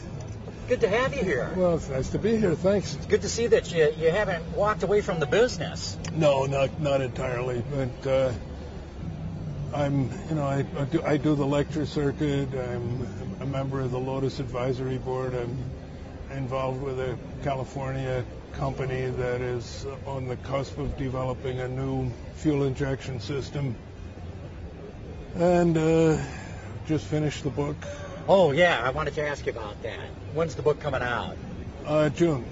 June. And it'll start getting hyped, in advanced copies sent to media people probably around April. Mm-hmm. The longer the lead, the sooner they get it. Mm-hmm. and then I'll probably have to do a book tour. I honestly think this book is going to do well. Now, this is the book, if I remember right, you're like going off on the whole MBA thing that's dragged this country down. The title of the book is Car Guys versus Bean Counters, The Battle for the Soul of American Business. And my whole premise is that through the MBA, short-term profit maximization, managers are interchangeable. You can reduce any business to a set of numerical data. Anything can be quantified.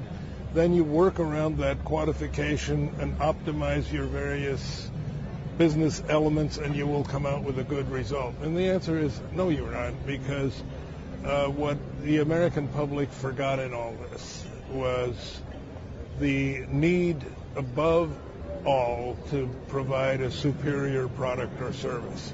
And if you provide a superior product or service, you're going to be successful, and if you don't, you aren't. It doesn't What a matter. concept, provide a great product or service. Well, I think this is the reason why so many foreign goods and services are better than their American equivalents, because I think a lot of countries have not discovered the MBA as sort of an almost mandatory thing to do business. I think the reason European hotels are better, and European airlines and Asian airlines on transoceanic flight provide a higher level of customer service, cleaner airplanes, nicer personnel, better food, and so forth, is because these places aren't run by MBAs. And I was talking to a Chinese executive the other day, and he said, we are quickly setting up business schools in China because we want to have as many MBAs as possible in China as soon as possible. I said, for the competitiveness of the United States against China, I consider that to be extremely good news. The more the better. Quickly. That's right. Yeah, how can we help you? In fact, I think you're really onto something, because I think if you look into it, what dragged Toyota down were two MBAs at the top of the company. Yeah. Who got away from the core values of the company. Exactly. And any time you depart from the core values, and that's why people say to me, well, how do you know GM is going to be continue on the road to success after your departure? I said, because the company has fundamentally rediscovered the core value of only the best we can do is good enough to be a GM product. Mm-hmm. And that explains, outstanding vehicles like the Cruze and, of course, the Volt, which is sweeping everything in terms of awards. So I'm very pleased with where GM is right now, and I'm convinced it's going to stay there. But what I had to beat down was that MBA, show me the numbers. And what I keep trying to explain is the automobile industry exists in two time zones at the same time. There's the analytical world, which exists 3 to 4 years before the car is launched, where you outline all the costs, you've got all the volumes, you've got your presumed price point, and the car lives in that analytical atmosphere, which is updated all the time. And of course, since you've got the volume fixed and the sale price fixed, if you work on the cost, your margin gets bigger and bigger. And the volume never changes. So there's a huge temptation on the part of the finance people to keep the product teams from driving the cost down, because analytically the profit gets bigger and bigger and bigger. Now 3 years later comes the real world. The car is inadequate, it's got poor NVH, it's got poor ride and handling because everything was done on the cheap. It sells only with $3,000 and $4,000 incentives, and now all of those planned margins and the planned volume never comes home. Never materializes. And it took me a long time to get the finance people to recognize that this analytical world is connected to the real world. It just comes 3 years later. And if you ignore what happens in the real world, I found that out when I said to one of them once, But if I put $1,000 in the car, and we can reduce the average incentive from $4,000 to $2,000, explain to me why we aren't $1,000 better off. And she said, well, you can't look at it that way. I said, why not? And she said, because you don't know what the incentives are going to be, and all we can book is the $1,000 cost increase, which reduces our future profitability. I mean, it's really bizarre. These people live in a weird world, and until you understand that, you don't really grasp the behavior of a car company. Well, we're going to have you back on Autoline After Hours with me and Peter DeLorenzo and really do a deep dive on the book. I think that Peter, the problem with Peter and me is we're just going to be in violent agreement on it. So tell me about Lotus. How did you go on the board of that? Well, I was recruited by a headhunter actually about 3 years ago and was told that the Malaysian government wanted to make a big investment in Lotus, and would I like to serve on the board? And I said, well, I can't because I'm gainfully employed at GM, and, there'd be a conflict. But after I left GM, they contacted me again, and I said, well, let me see, because if it's the same old Lotus that we've known for decades, I'm not sure I want any part of that. Right. Trust me, we'll fly you to England, come to Hethel, talk to the people, see the clay models, and I did, and I was really blown away. And I don't know if you saw him in Paris. Were you in Paris? Yes, I was. Yeah, in Paris, the cars are spectacular. Beautiful. And it's going to be an all-new, un-Lotus-like level of refinement. I mean, that whole sort of slight kit car flavor is going to be gone. They're going to be out of carbon fiber and stamped aluminum and beautiful interiors. So I think the company now, for the first time, is properly funded. That's all the difference there, right? Well, and a great design staff, very, very, very good design group, and an excellent engineering group, and of course a good source for engines and transmissions. Right. Toyota, right? Well, I wasn't going to say that. Yeah. General Motors used to own Lotus. Do you remember that? Yeah, for a while, sure. For a while they had it, right. They did General Motors' first 4-cam V8, which went into the first ZR1. Exactly right, yeah. So, talk a little bit about this fuel injection company that you're on. That's a company called Transonic. And Transonic is located in Camarillo, California, about 50 miles north of here. And what they do is they have really perfected the homogeneous charge compression ignition gasoline engine, which everybody can get to operate in a certain RPM and load zone. Pretty narrow RPM range. And that's why everybody says, well, we may get 5% fuel economy, because it's hard to get the car, it's hard to expand that envelope. What Transonic does is they have a very good website that explains all that, actually shows pictures of it. They've got a heating system for the fuel injector that takes the fuel to 400 degrees centigrade. So the fuel is superheated. A plasma, right? It is a plasma. It comes out into the combustion chamber as a plasma, and it permits air-fuel ratios of up to 60-to-1 with stable combustion. Now at 60-to-1, the NOx goes way up, but at 30-to-1, which is like more than twice stoichiometry, you've got stable combustion and low NOx, and it does promise 20 to 25% improvement in fuel economy. And a number of OEM customers have signed up. It obviously, there's still a ways to go to get the reliability and cost to where it becomes viable for OEM mass production, but it's rapidly heading that way, and I feel very bullish about it. So I was very pleased to be asked to serve on that board. Yeah, that sounds pretty exciting. Yeah, and it could really be that next major step for the internal combustion engine. And so far, everybody who's looked at it, every university, every specialist like Ricardo and AVL and who really know their stuff. They say there's no reason this can't be made to work. I mean, you may have one or two engineering challenges, but there is no fundamental challenge. No theoretical reason it can't work. No theoretical stumbling blocks. We're not violating the laws of physics or anything like that. So we'll see how that goes. I'm very, very optimistic about that. We've got a number of questions coming in from our viewers right now who are watching. Tony Gray says, Maximum Bob for president in 2012. Well, I have news for you. Maximum Bob was born in Switzerland. You're not eligible. Exactly, yeah. Well, you got to get together with Arnold Schwarzenegger and... yeah, we got to change that. Right. And I mean, there are those who say that the current president was... I don't believe that, but as you know, there's still the internet rumors. Right, right.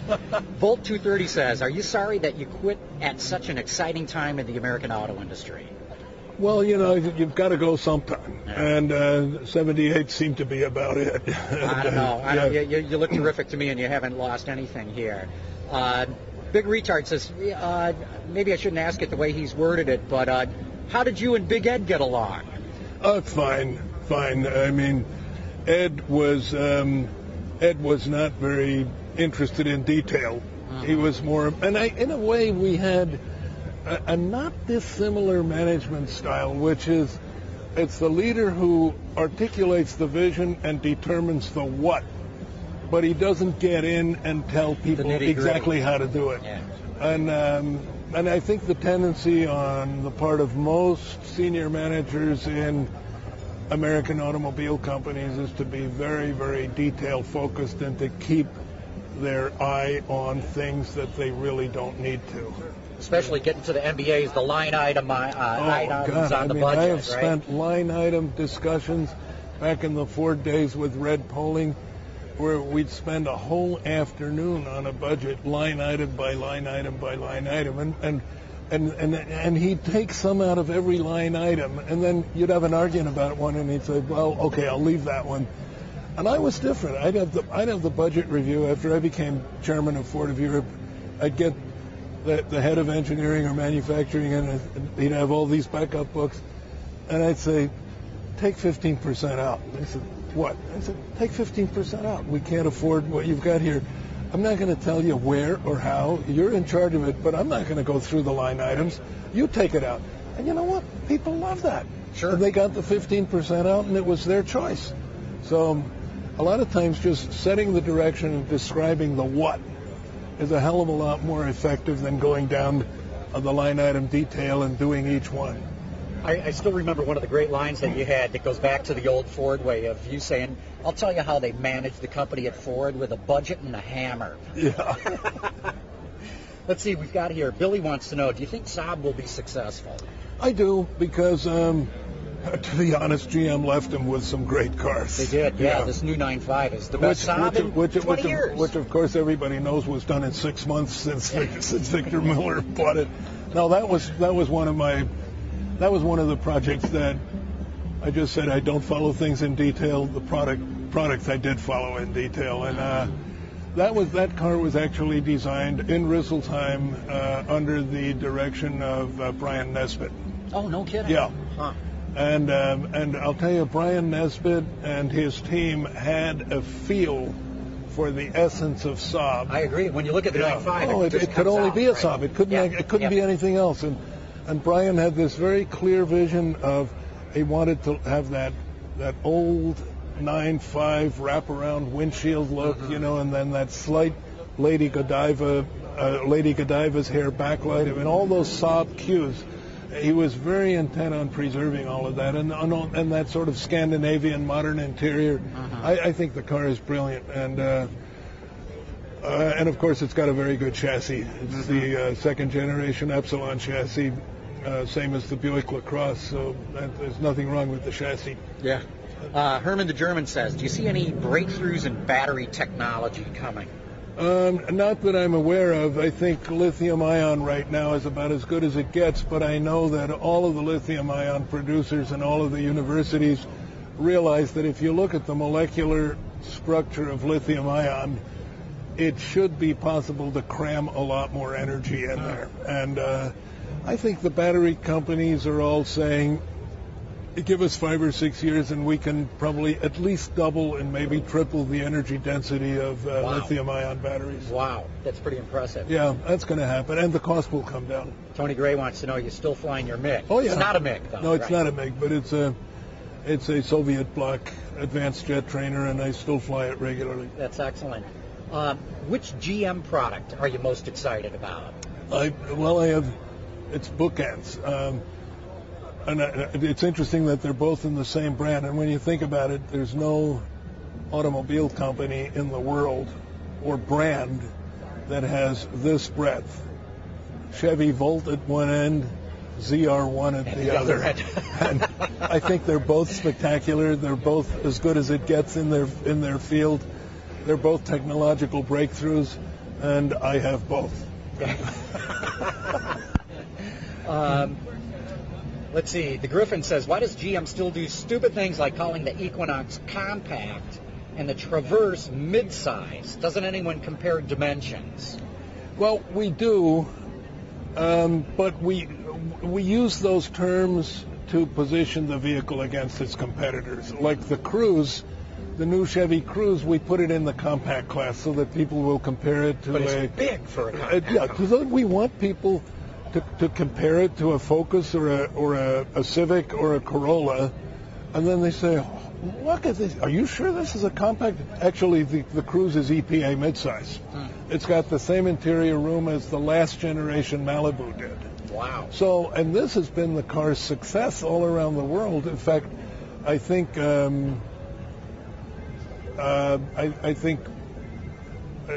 Australia or Korea or somebody markets the car as 50% more at a compact price or something like that. That's a good line. And everybody perceives the value.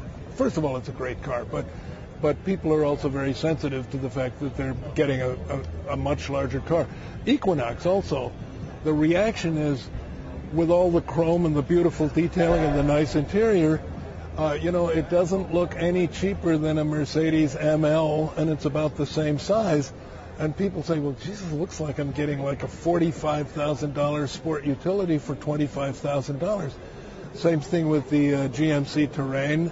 And you can never go wrong by giving the public a beautifully executed vehicle that's half a size larger than what you're charging for. Yeah, that's great. Hey, look, we've got to get to our next guest, but we're going to have you back for Autoline After Hours. I think early January is what we're talking about. Yep. So, Bob, great seeing you. Thanks so much for taking the time. It's terrific. Remember the finance lesson I gave you at Chrysler one time? Yes, I do. Yeah. Absolutely. I still say you go down in history as the only journalist who ever took the time to truly understand how the automotive financial system works. Well, thank you and for I that respect lesson. you for that. Thank you.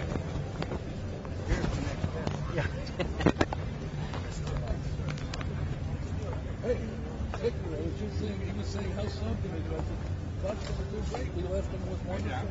How you doing? Excellent. Yeah, good to meet you, Eric. Yeah, you bet. As the public likes to think you and the new guys did a great so job. what's you? Electric Motors.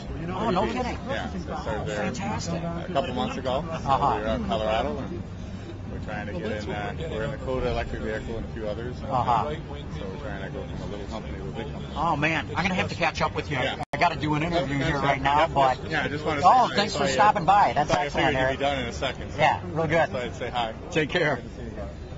See, that's what I love about this show. All kinds of people coming by. You never know who you're going to run into here. So even though we're trying to do a live webcast, people just keep walking into the show. I love it.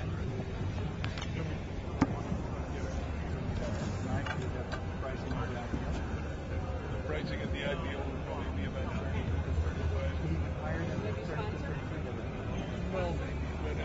Oh, yeah. That's right. This is a good time to go to one of our sponsors, Bridgestone, passion for excellence. Victor, good to see you. Great to see you again. Here, Ben will put the microphone on. Okay. Well, I couldn't have had a better predecessor at this table than Bob Lutz. Yeah. And he was just saying fantastic things about Saab. Oh, that is wonderful. Well, he should. You want to take your badge off? Oh, I would love to take it. So, Victor, You got to tell me, what's the right way of pronouncing your last name? I've been saying Mueller, but other people Mueller are is saying fine. Mueller is yeah, fine. Mueller is what fine. do you say? I say Mueller, but I'm Dutch. Well, I'm going to say Mueller then. Very good. So, how goes the battle? Very well. I mean, it's a battle. I know. Yeah, it's a war. But we're winning. Yeah. Who cares about the losers? It's all about winning. So bring us up to speed. The 9.5 is starting to come out right now. Oh, yeah. The 2011 models are hitting these shores right now. And today, of course, the second car, as Bob Lutz said, we only developed that in a few weeks, right? Yeah. The 9.4X. Right. Of course, the legacy of GM that we inherited was a great legacy because the 9.5 was ready to go. And our only contribution, with all due respect, was that we made it go in production, right? By saving the company. Same thing with the 9.4X. We're launching the car today, but of course it's pretty naive to think that we made any contribution to its design, its content. I mean, it was done. And we could have never bought Saab if those two cars hadn't been ready. But we were very lucky that the new 9.3 was only conceptually engineered, but its exterior design was still open. And so you can work on that. We did. I mean, we immediately following the acquisition, we called up Jason Castriota, whom I've known for quite some time. And I said, this is it. This is the moment. This is your finest hour. Now we're going to make a true Saab on the new 9.3 platform. And I can assure you that the design that he made is just... You'll be recognizing that car just by the silhouette with no logos on it as a true Saab. And that's what? How many years down the road? That's October 2012, so 23 months. Very close. Yes, very close. In car terms, it's like nothing. Tomorrow. Right. That's nothing in car terms. No. So what else? What else should we know about what's going on at the company these days? Well, we had, of course, the first 9 months were a big battle, as you can imagine, putting the company back on its feet, starting production, launching the 9.5, launching the 9.4X. But I think if you look at what we've achieved in those 9 months, that really struck a lot of people is making an engine supply agreement with BMW. It underlines where we want to go with Saab, right? We want to go back to where our rightful place is, up in the premium segment with Audi, BMW, and Mercedes. And of course, that was very difficult because before this new 9.5 was launched, a 13-year-old 9.5 was coming down the production line, right? So competing with that in that market segment wasn't easy. But now, you will find that when the new 9.3 is launched in October of 2012, the oldest car on the showroom floor is going to be the new 9.5. And Saab, with the introduction of the new 9.4X, the crossover car, will have the widest and most modern product portfolio it has ever had in its entire 63-year history. So we're very excited about it, and we think that particularly the 9.4X is going to do great in America. It's got two beautiful V6 engines, one with the turbo-powered, of course, the 300 horsepower four-wheel drive. We think it's a car exactly right for this market. So our hopes are very high that we'll see our sales soar on the back of that car. And of course, signing somebody like BMW has got to be like a seal of approval. It must help immensely. Your words. But I have to admit that it tremendously helped in regaining the confidence of our suppliers, of our dealers, of our customers, that a company like BMW would actually choose Saab as its very first customer outside the group to buy its crown jewels, their most beautiful engines. And it's not just the engines, right? We're buying the engines with the efficient dynamics technology, start-stop system, regenerative braking, that make them such extremely efficient engines. So we think we couldn't have had a better choice of partner for the engines as BMW, which is, of course, by far the number one player in the premium market segment. I've had the chance since we last met to actually get a test drive in the 9.5, and I love the car. And I saw that. Everybody, I've told them this is the best Saab in at least 20 or 25 years. I would immediately agree with you, and you haven't driven the 9.4X yet. No, I have not. Yeah. Wait until you drive that baby. I've got to get in that one. How about elsewhere in the world? You know, we've talked a lot about Saab in the U.S. market. What about elsewhere? Well, fortunately, the market that, of course, was exposed most to the negativism that surrounded a war over Saab for 1.5 years was Sweden. And we have seen a remarkable comeback of the brand in Sweden. The Swedes have again embraced the brand, I would say, and we've seen a very consistent pickup of sales. New 9.5, of course, was launched there first. and that was very well received. It's got raving reviews. So Sweden is doing very well.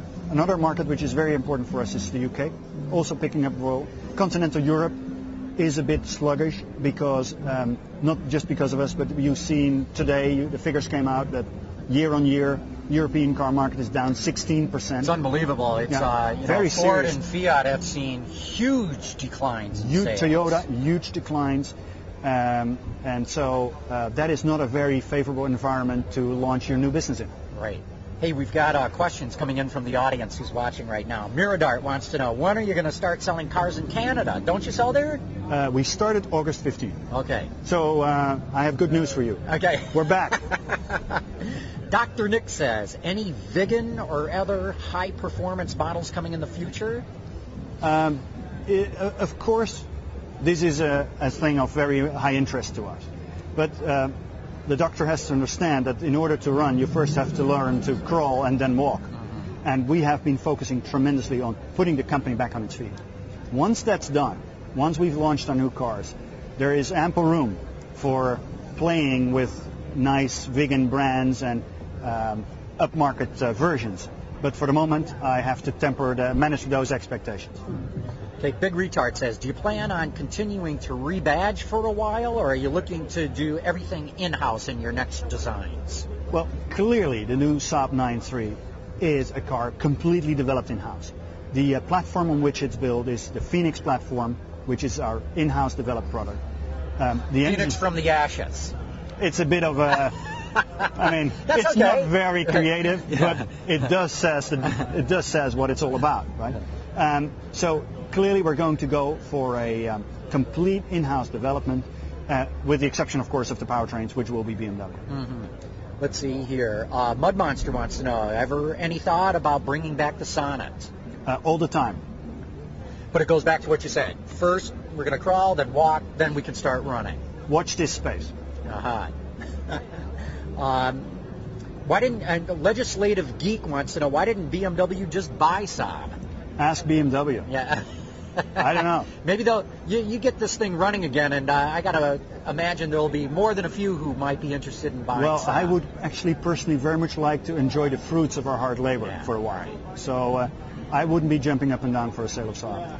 And, of course, the last time we had you on Autoline Detroit, we talked about reviving the original Saab 90. Where does that stand? Still? Well, of course, with the new 94X being added to the product portfolio right now, we will have 93, 95, 94X, a very wide product portfolio for Saab standards. Mm-hmm. But of course, the missing link, if you will, is a brand capturer, a small entry-level Saab with a beautiful teardrop shape, which is reminiscent, but definitely not based on the Saab 92, 93, 95, 96. These beautiful round Saabs, which basically in their day, 1950s, 1960s, owned what we now call A segment, the premium small market, car market. And I think we should be back. We should re-enter that market and fight head-on with the Audi A1s of this world to recapture what is rightfully ours, the small A segment cars. So what else? What else should we be talking about of what you're doing? I mean, you're going in so many directions. Well, it may seem that way, but we're very structured, and we have to be, because there is so much coming our way. What is primarily coming our way is also an incredible number of opportunities, right? We are, in effect, the largest single independent premium car maker that is, which is still small and let's say affordable. That brings to us a lot of parties that want to share things with us and technologies. I would argue 9 months into the deal that we couldn't have bought Saab at a better moment in time. Not only today, as you know, is the pricing of the shares of the IPO of GM, right? 1 year ago, when we entered this arena, the world was on fire, right? We were in the middle of what I refer to as the perfect storm. This industry being completely on its back, where in effect the largest car maker in the world went through Chapter 11, had to reorganize, dispose of 4 brands, including Saab, didn't manage to sell 3, just had to shut them down. Finally, a buyer for Saab was found, but there were no takers. Nobody in his right mind at that time wanted to expand into a small Swedish car manufacturer, be it premium or not. we were actually, in the end, the only serious buyer. But the timing was so right. And the second thing that I think is extremely positive is that the car industry, in my view, has been permanently changed because of this perfect storm. The changes are that every car maker now has to worry about how can I bring my break-even point down? How can I drive it down? So it has to make me prepared for whenever. It's not whenever. When a new storm will come. Right. It's not a question of whether it will happen. It will happen. It will happen. And it might be happening now in Europe. Well, there is a dark clouds on the horizon. Right. So we need to bring our break-even point down. Well, there is no quicker fix for bringing your break-even point down than to sell your technology. So what's the new trend in this industry? Everybody is sharing everything with everyone, right? With the Lutz, before this crisis, if I would have told you 2 years ago, Mercedes is going to make a deal with Renault on platforms, engines, and so on, you would have laughed. You said, that will never happen in my lifetime. It's happening now, and it's one of a zillion deals that you will see start to happen, which makes, again, the acquisition of Saab by Spyker a very good thing of timing, because you don't need to make 6 million cars, as Mr. Marchione says, to become profitable in this industry. You don't have to invent the wheel all the time. And Saab can have access to technology like BMWs, like American Axle for the development of our electric rear-wheel drive system. But better than that, Saab is also on the generating side of it. We have a beautiful new platform for the 9.3 Phoenix. And there are parties that are interested in buying our technology. I mean, Saab is leader in real-life safety issues. So, I mean, this is a fantastic platform. There are parties that say, well, can we get a license of this platform? Well, we've already paid for it, right? So any monies that you bring into the company as a result of a sale or licensing of your technology basically flips to your bottom line. And it funds your other developments. So we are very confident that we did the right thing by saving the brand, an iconic brand, and our timing was right. Your timing was perfect. It couldn't have been better. I think so. Yeah. Victor, we're going to have to wrap this up, but thank you so much for coming by and bringing us up to speed. We're going to keep on track of where Saab's going because I love this story. Okay, man. Thank you so much. Yeah, you bet. Bye. Thank you.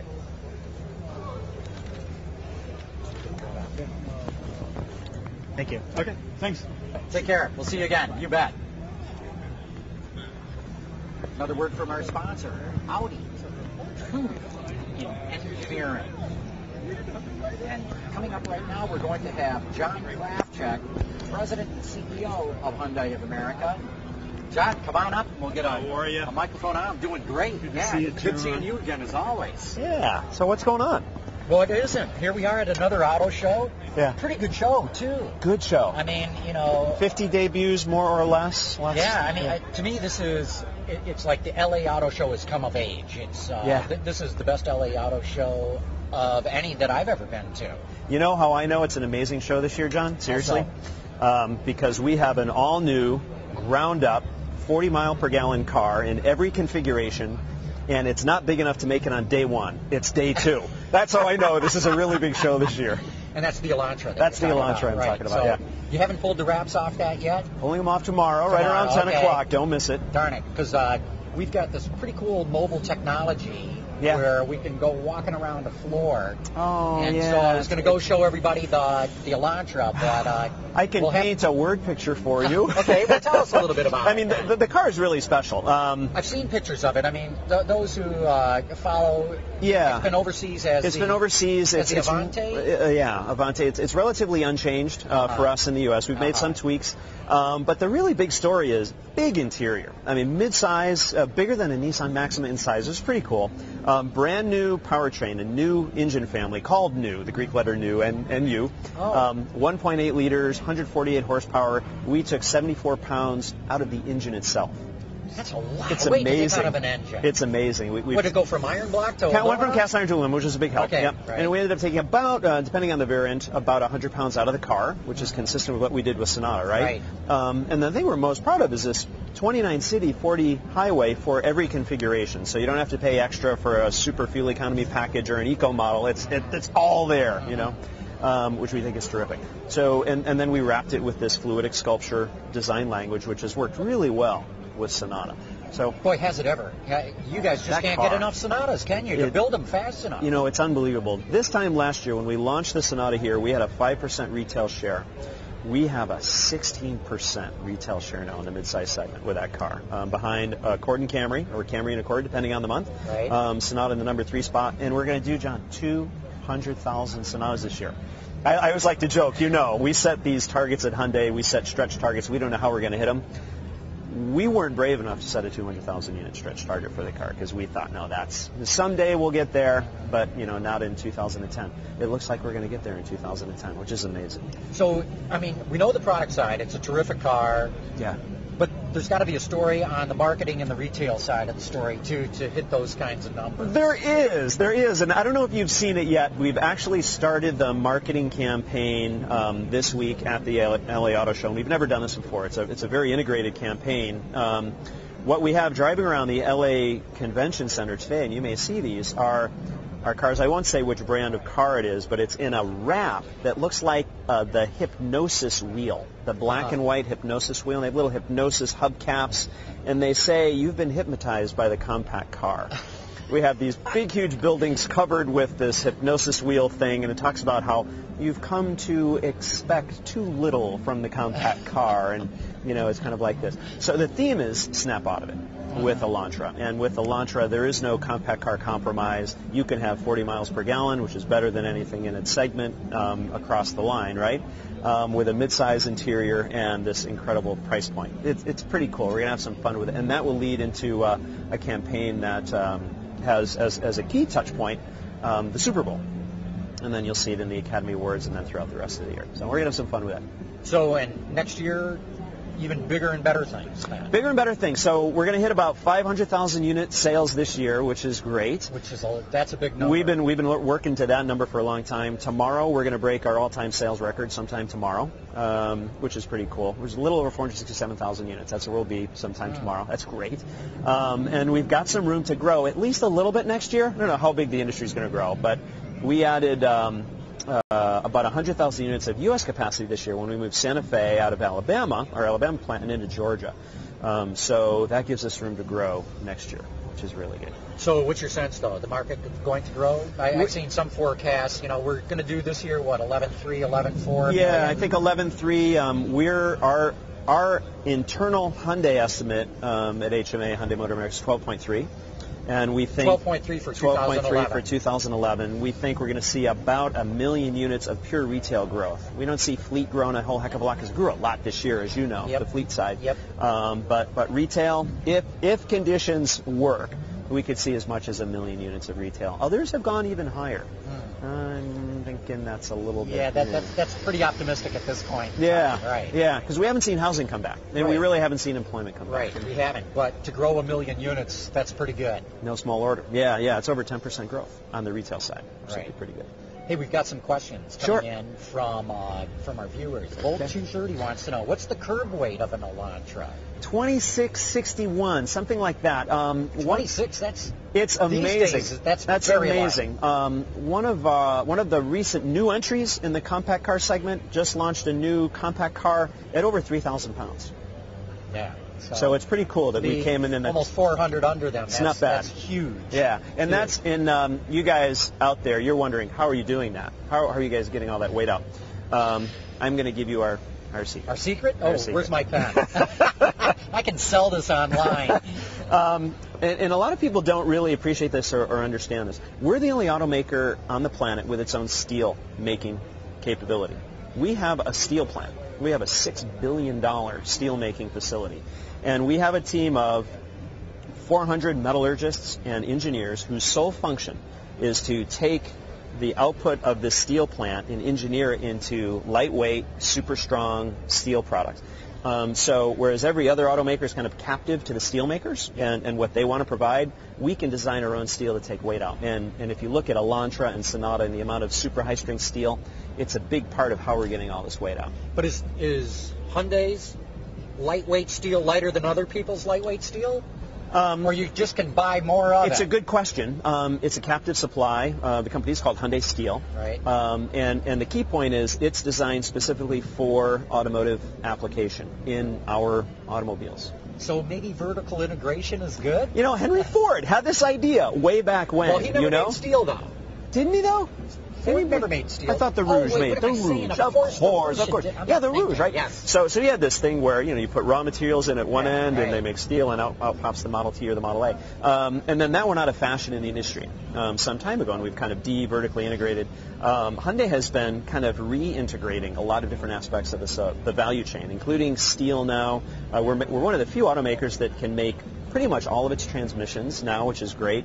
And we even have an in-house and have had an in-house advertising agency. I know, very different from steel and the like, but it just shows that we have this idea of, if you've got a lot of great people who are just focused on the Hyundai brand, you can maybe go further if you do it yourself than if you just subcontract it out. Hey, Kia's coming on red hot right now, too. Yeah. You worried about that? That here's your sister company that is, pretty much going into the same segments in the marketplace. We see Kia doing just a fantastic job. I mean, I think the new Kia Optima is drop dead gorgeous. Great. Beautiful, beautiful car. The Forte is very, very strong. They've got a wonderful product line. And you know this, John. We are competitors in the U.S. market. Hyundai and Kia are competitors. So we think of Kia as, as we think of Toyota or Ford, right? Yeah, we got to beat those guys. It's how we stay strong. But it's terrific to see how far they've come. They've got great products, and we share some of the same powertrains. Right. Our product design and the sales and marketing, all that completely distinct. But there are some bits deep within Kias and Hyundais that are the same, and those are good bits. There's no question. Yeah. So, but they're not eating into your success as they start to grow, are they? So far, no. And I think that the deal there is, we'll come close to hitting a 5% total market share this year. Kia's maybe 3.5% market share brand. So we're small enough still in this market that there's plenty of conquest sales for the both of us. This year, we're going to conquest about 70% of our sales come from folks new to the brand. Which is an industry-leading conquest level. You can do that when you're our size. Number. Isn't that amazing? 70% of our sales come from conquest. Yep. Right. That's incredible. And Kia is similar. Is that something, though, that the Hyundai Group is going to have to address at some point down the road and say, hey, whoa. Yeah. You go that way, Hyundai, you go this way? Well, we're certainly working very hard to keep the brands distinct and keep the products separate. And I think, try and take myself out of my position and look as an impartial observer. I know that's hard, but, a Hyundai Sonata and a Kia Optima, they share power packs. They share a few bits, very few, underneath the skin. But they look completely different to the outside, and every consumer touch point is different. The same for Tucson and Sportage and a lot of different products, right? So I think we've done a good job of keeping things differentiated. Yeah. Have to. We've got some more questions coming in here from our audience. Legislative Geek wants to know, why are people, Ford, he says, and he says that. Is there a cough? There is a cough? Cough Ford. Yeah. Obsessed with the notion that American cars will sell in large numbers in South Korea. You got to be worried about this whole U.S.-South Korea trade pact thing, I would imagine. Yeah, I mean, I don't know. It's a tough question for me to answer because my focus is the U.S. market. You got to be careful. That's my job. Yeah, right. My job is to ensure Hyundai's success in the U.S. market. So I just like to point out, going back to a few things, which is I don't think people realize how much we do here in the U.S. I mean, how much design and engineering and the like. I love this fact that we're going to break 500,000 unit sales for the first time this year. At the same time, we'll have 400,000 units of U.S. production capacity. I mean, that's pretty good. I can't really speak to Ford's success in Korea or anything like that. I know GM does extremely well through their wholly owned Daewoo subsidiary in Korea, and I think that's a great symbol of success. That's why you haven't heard GM speak up on this whole South Korean trade pact. Indeed. Volt 230 wants to know, how does the Elantra compare in size to the Cruze, the Chevy Cruze? Very, very similar. In fact, I think total interior volume, passenger plus trunk space is within like a tenth of a cubic foot. And I think both Cruze and Elantra just eke into the midsize car segment the way the EPA measured it. So very, very similar interior size. Big Retard says, will they ever make a V8 Genesis Coupe?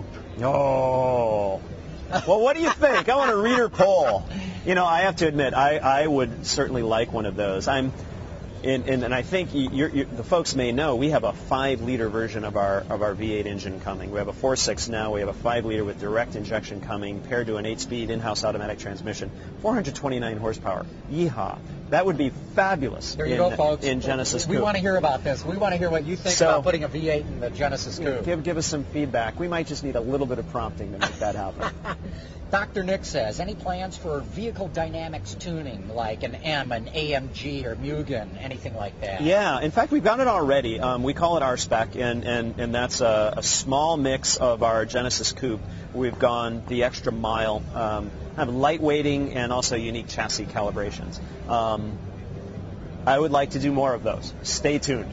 Okay, because he goes on to say, some of the criticisms of the Equus and the Genesis and the old Elantra are driving dynamics related. Yeah, I think that's fair. Although I think with Equus, we were looking for a different kind of point. Equus, we've gone more comfortable. Yep. I think a lot of people... Which is appropriate for that. It's appropriate, right? A lot of people were expecting Genesis to ride like a Lexus LS. That was never the intent. It was meant to be sportier. We may have a sportier version of the Genesis sedan coming up. Oh. That'd be good fun. There's a little something. Yeah, there's a little something, too. John, we've got to wrap this up, but thanks so much for coming by here. I love talking with you every time, and we'll do it again. You bet. Okay. Thanks, John. You bet. Take care. And this is the perfect time to thank our sponsor, Hyundai. Thanks, sir. All right. Thanks very much. As they say. Hyundai. Think about it. And now we're going to pick up the camera. We told you that this is mobile.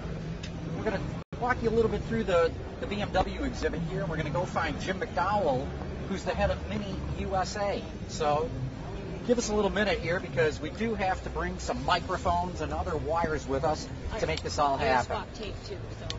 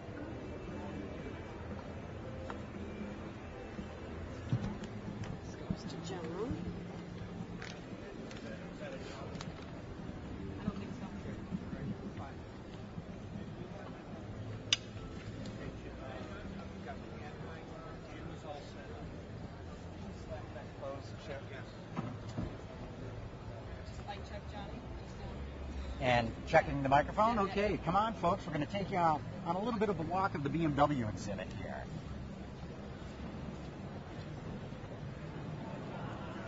And here, we got to go by the 6 Series Coupe, which is making its debut here. Just a very sleek, sensational looking 6 Series Coupe here. And I love the paint job on it too. It's got this sort of gunmetal look to it. And you compare that to some of the other paint jobs that we see at the show here that, to my eye, don't look nearly as good as this does. Let's get a little bit of the front end of it as well, just so people can get a really good idea of what this thing looks like. I really like that mean look in the headlamps. Take a look at the grille too. Very interesting. Boy, that's I don't know. It's got this sort of turned or machined metal look to it. And if you look at the valence on the lower part of the grille too, very sophisticated in what BMW's done here. Really good looking car. Let's keep on going down here through this exhibit. And of course, here's the X3, and this is going to be the car that really boosts BMW sales next year. Because as you guys heard earlier in the program with Peter Miller, this thing, they really had kind of let languish in the marketplace. They didn't really push it that much because they were building it in Europe. And as you all know, if you build something in euros and sell it in dollars, man, it's hard to do. And of course, this is going to be something that should really boost their sales next year, just because they're getting back into a hot segment. Yeah.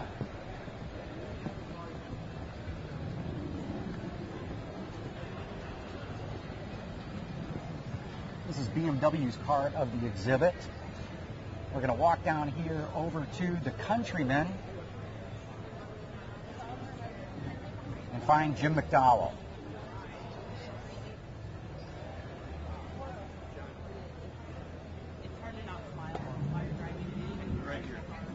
Okay.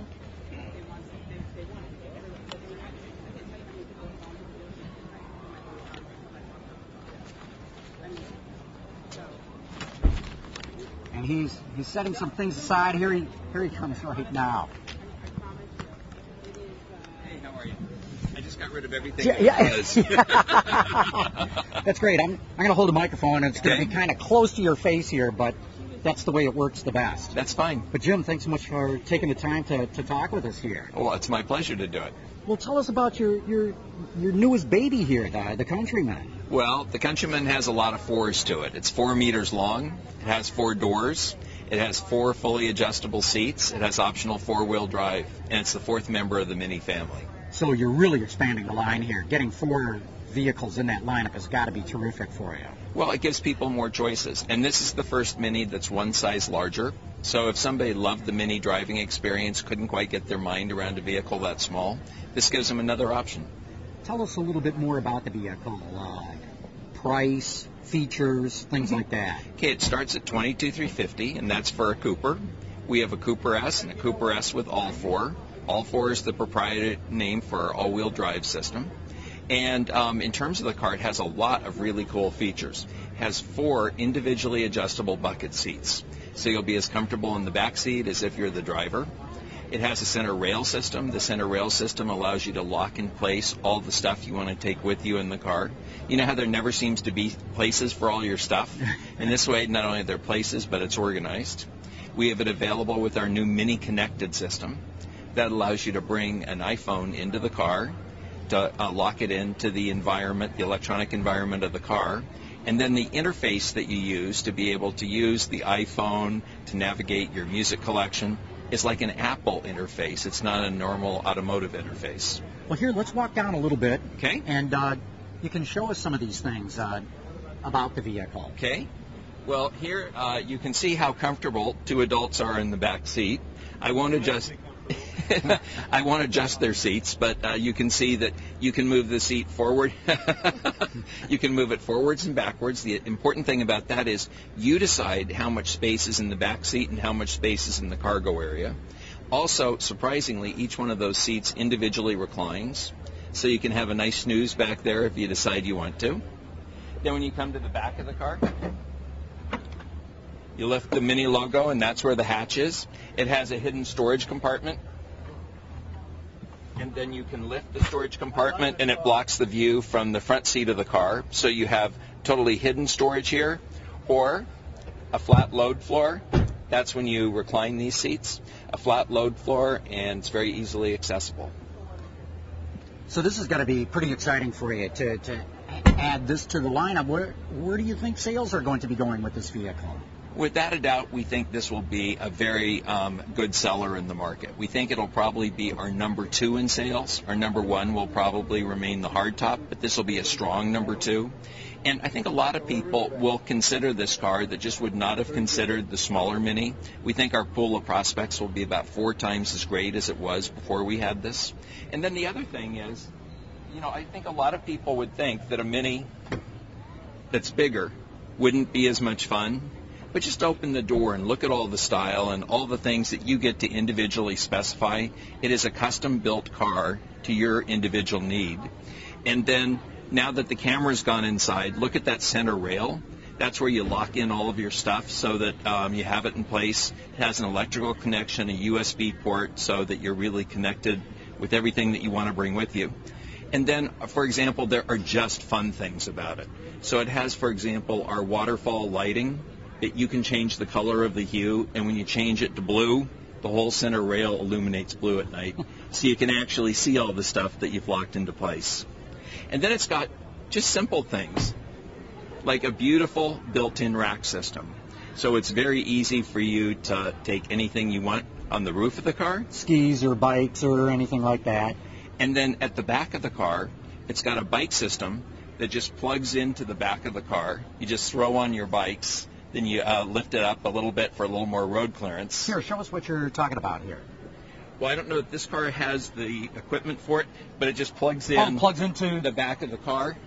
Then your rack is up there. You load your bikes on top, and then it lifts slightly so that you have added clearance when you drive with your bikes on the back. And when will this go on sale? On the 12th of January. That's terrific.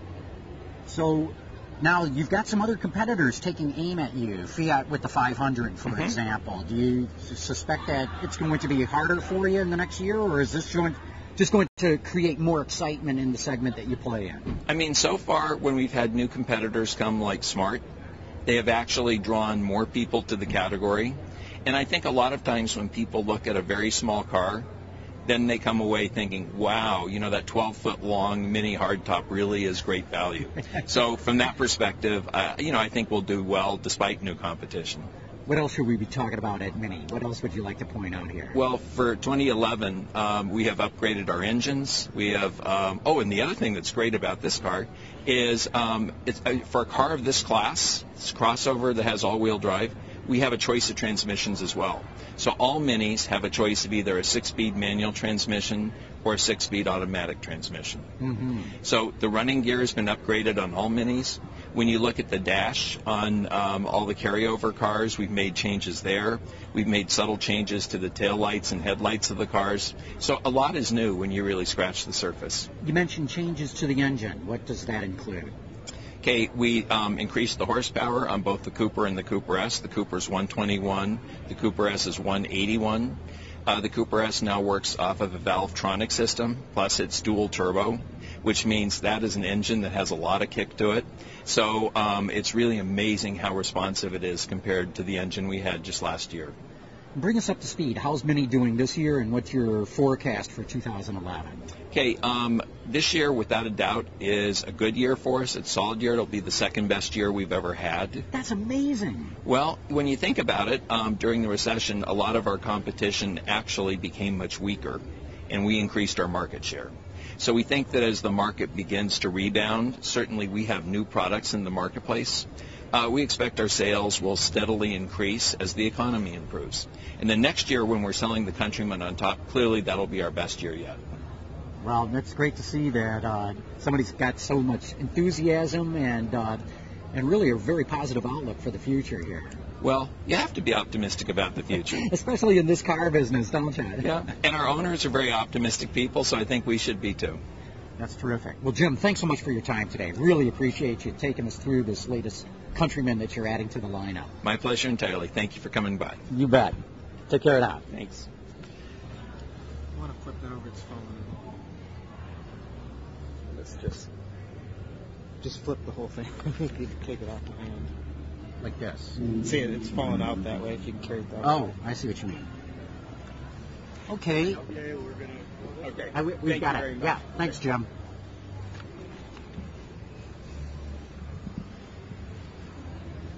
So let's walk along on the floor here. I'll show you some of the things that are going on at this show. And first thing we've got to do is walk over here to Chevrolet because they pulled the wraps off the convertible Camaro. And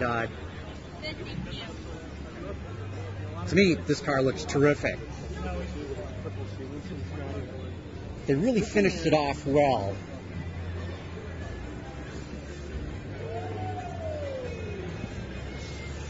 But there it is. First look at the Camaro convertible in the sheet metal. And especially notice toward the rear end of the car, I really like how they finished that thing off. And what they've told me is from the A-pillar forward, it's the same as any Camaro. But they really changed a lot to accommodate the convertible on that. And to my eye, at least, it looks like they pulled it off pretty well.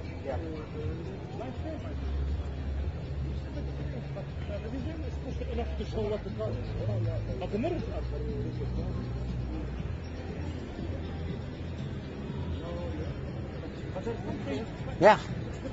Come on, let's just... Oh, Joel's Vault. Yeah, let's show this.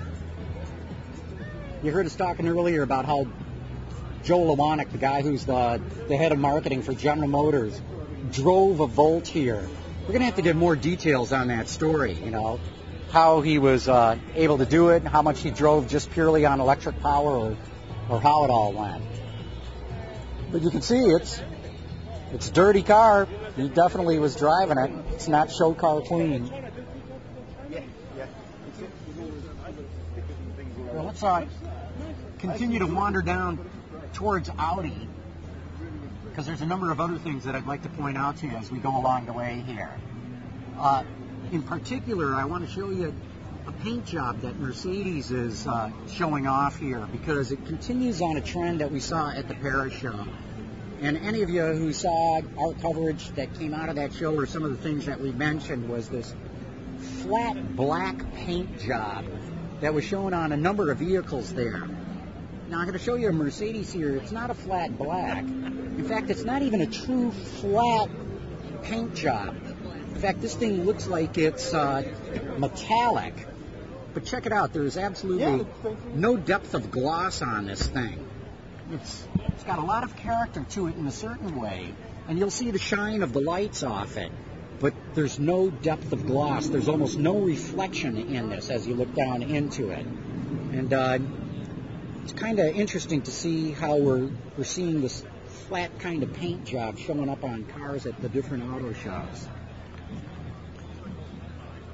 And then as we walk down here too, Cameron, you got to get a shot of this cupcake van. Around lunchtime, people are just lined up to get these things. I've never seen this at an auto show before, where they serve cupcakes to people. But I'm telling you, they went absolutely nuts over this stuff. Banana, dark chocolate, pumpkin, cinnamon sugar, red velvet. I mean, I don't know what this is all about. And here, let's duck into Lexus while we've got the chance, because they've got their new hybrid vehicle here, which kind of interesting design. I think this is all going to be in personal taste, but just kind of interesting, especially check out towards the rear door area, what would be the C-pillar. Just very interesting roof treatment, how they've cut the glass on the rear door and how they wrap around the glass on the backlight there. And this doesn't look like any other Lexus that's out there. And of course, this model is the CT200H. The H, of course, signifying hybrid car. Well, I hadn't picked up on that before. Look at how they've sort of got a blue outline on the L of the Lexus on the rear badge on that thing. Come on, let's head down here to this 600H, which has got to be the blingiest hybrid that's ever hit the market yet. Actually, I shouldn't say hit the market. This is just a concept car that they've got out here. But just look at this thing. Lowered monster wheels on the thing, and all kinds of features that they've added, design cues that they've added to the thing, along the lower rocker underneath the back door, how they've smoked out the tail light lenses on the rear, and especially check out, luxury cars these days all seem to have fender vents, and boy, this is the fender vents to end all fender vents on a car. The 600H really doesn't sell all that well. I wonder if they're just trying to bling it up to make people pay a whole lot more attention to this vehicle. And now we're in Audi. And they've got a couple of really cool cars here that you've got to check out. This A7 Sportback thing is a very dramatically styled car. And of course, we've seen concepts for this and all, but this A7, and as it's going to go out on the street, to my eye, absolutely just looks terrific. And then here's something that we've got to learn about. Any of you who watch my shows know that I'm absolutely nuts about autonomous cars. And here's the autonomous car that Audi developed to go up Pikes Peak. And I think this is where they're going to be announcing what's exactly going on there. Audi so far hasn't really said a whole lot about this thing. My guess is this is the show where they are announcing it. Hey, Brad. You doing? Tomorrow. Yeah. Tomorrow you're announcing this? What are you going to say? Well, come on, you can tell us now. But no, we'll be saying whether or not it achieved its mission to get up to Pikes Peak autonomous. Okay. Well, I imagine that you wouldn't drag a car out here to say, "Darn it, it failed." Yeah. Well, it might be an educated guess. Yeah. That's great. Oh, I'm sorry. Yeah. So you've got a big announcement coming on this autonomous car tomorrow. Yeah, tomorrow we're going to say whether or not it achieved its mission to get up to Pikes Peak without a driver, the whole route of the Pikes Peak hill climb. So we'll let you know tomorrow. And you'll also let us know how fast it went in its attempt to get up there? Yep. We'll let you know more details about that, too. So. Darn, I can't wait because autonomy is my hot button. We weren't quite up to the 10-minute limit that the 900 horsepower cars did, but it did pretty well for a car that's basically a street edition GTS. With no driver. With nobody in right. Behind the wheel. With no exactly driver. Right. Yeah. Okay, so. Thanks, Brad. Yeah, we'll be at the press conference to learn more about that then. Sure. Okay. Great. And now what we've got to do is find Johan Denissen, right? And where is he? There's Chip over there trying to get him. So we'll know any minute now as to what's going on. Yeah. I spoke with you back a month on Phillips Scott do the car exam. Oh, yeah. I just wanted to say hello. Oh, very cool. Yeah, thanks for saying hello. You're welcome. Great seeing you again. Good to see you. Take care. That's what I love about these auto shows. You never know who you're going to run into, and all kinds of people from all different places in the industry who are here. So what else can we show everybody while we're here? Well, if none of you have seen this before, this is just a terrific looking car, a roadster version of the R8. I'm sure a number of you have seen it, but God, the proportions on this thing are just dynamite. It's just one whale of a good-looking car. And here, let's go over and talk to Chip and find out what's going on. We're trying to find Johan. Okay. And what Chip says is we're trying to find Johan Denissen so we can do an interview with him. But while we're at it, what can we show? The Elantra is still covered up. Buick's got a couple of cars that are still covered up. What else? Jay Cujo wants to see the Caddy concept. I don't know how far away Cadillac. That's let's see, where is Cadillac? I think it might be behind Buick. Okay, let's go looking for the Cadillac. We'll be back in just a minute here.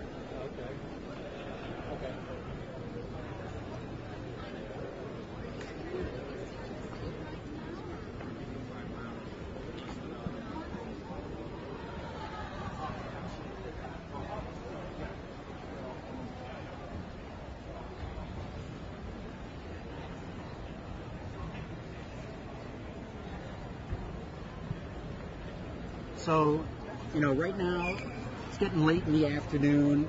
Most of the press conferences have wrapped up. The energy level isn't quite as intense as it was earlier in the day. But as you can tell, still a lot of people in the show milling about, seeing what's going on. And you were right, Ben, the Cadillac display is behind Buick here, so we will get to see the Cadillac concept. I like the pictures that I saw online today. Now we'll see if I feel the same about it as I see it in the sheet metal. Assuming it's metal.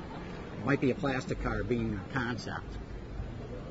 But it is a radically different looking Cadillac, which I like, because I like how they've taken this very hard-edged, very crisp kind of design, and they're continuing it. When you look at this concept, look from the very tip of the nose, this unbroken line that sweeps all the way to the back of the car. Also notice, and we'll get more to it on the other side, but the doors on this thing are gigantic.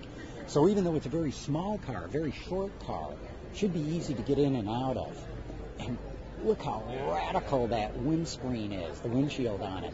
And very interesting how they've sort of segmented it so that there's almost 3 windows into the windshield, the main part of the glass in the center and those 2 almost vent-like things on the side of it.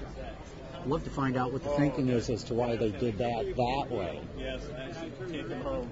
Please take them home. And very interesting, too, of having such big doors and the way that they pivot up like that would make it easy to be able to get into the back seat of the car.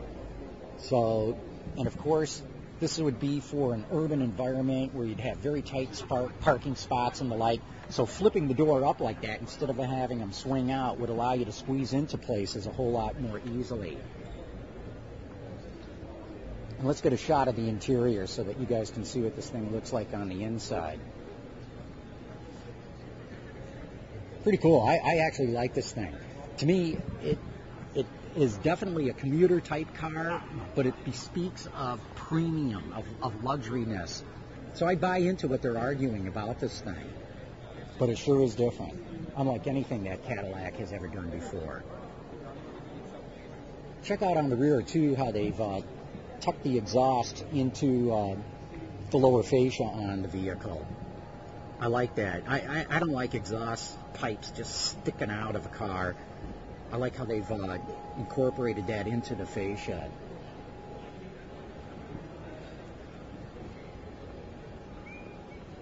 Very nicely done.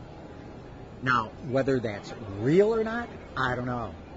But that sure would be different for Cadillac. Very, very different. But it would seem to be something that all luxury makes are doing, getting into the A segment, and to me that looks like an A segment vehicle. Let's wander back on the floor too and see if we can find Johan de Nijssen.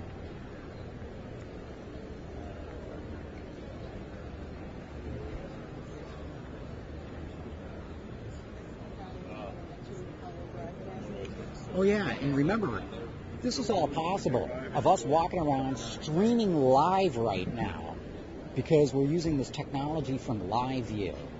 And again, it's not Wi-Fi. We're not with some huge extension cord to keep us plugged into the internet. It's all being done with cell phone cards that are enabling us to broadcast live, walking around here. And hey Joe, how you doing? Good seeing you.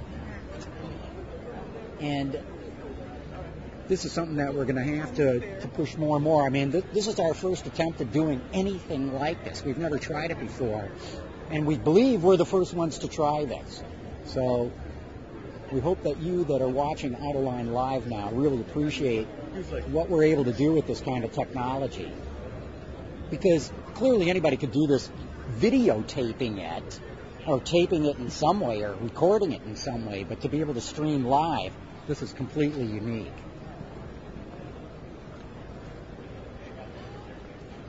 Have you looked at Mazda yet? My producer is saying, hey, have we looked at Mazda yet? So Dr. Nick would like to know, maybe this would be a question for Johan, will the Audi R8 be terminated now that Porsche is in the fold? Oh, I don't think that Porsche is going to affect what the Volkswagen Group does with Audi at all. That's one of the things that makes Audi, or the Volkswagen Group so unique, is they treat every single one of their brands as a standalone company. So even though Audi has the R8 and conceivably competes head-to-head with Porsche, there's no way that Audi's going to get rid of something just because the group bought Porsche. That's what makes the Volkswagen Group so interesting in having so many brands. They got 8 or 9 brands right now, and it explains why Volkswagen Group is able to make this work, whereas when General Motors had 8 brands, it could not, because they forced them to share everything, and it just didn't work. So let's see here. Well, maybe let's go wandering into the Mazda display and see if they've got anything new here to look at.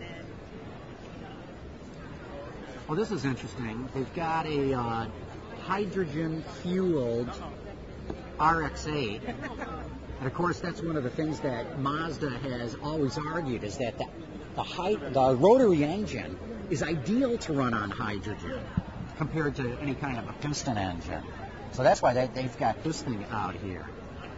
And Mazda's been pushing this technology for quite a number of years right now. So maybe there's something significant to read into this, that they've actually got it on display at the LA Auto Show. And here's somebody, he's busy right now. I don't know if we can get one of the Mazda PR guys to tell us what's going on with this thing.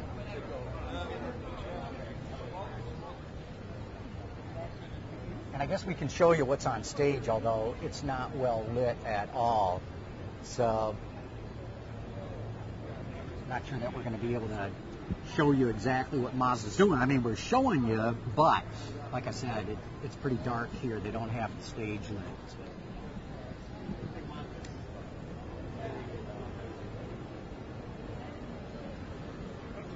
Okay. Oh, wait, here's Jay. Jay's busy too. Darn it. The people who might be able to tell us something about that hydrogen rotary are busy talking to other people, and I don't want to just elbow my way in because I wouldn't want somebody to do that to me.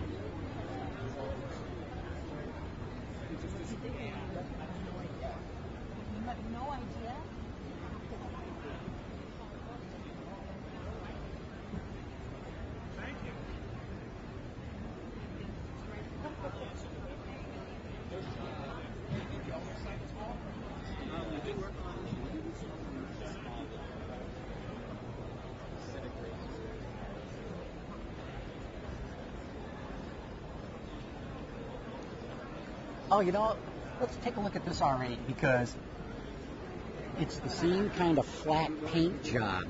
Not the same color, but again, no depth of gloss.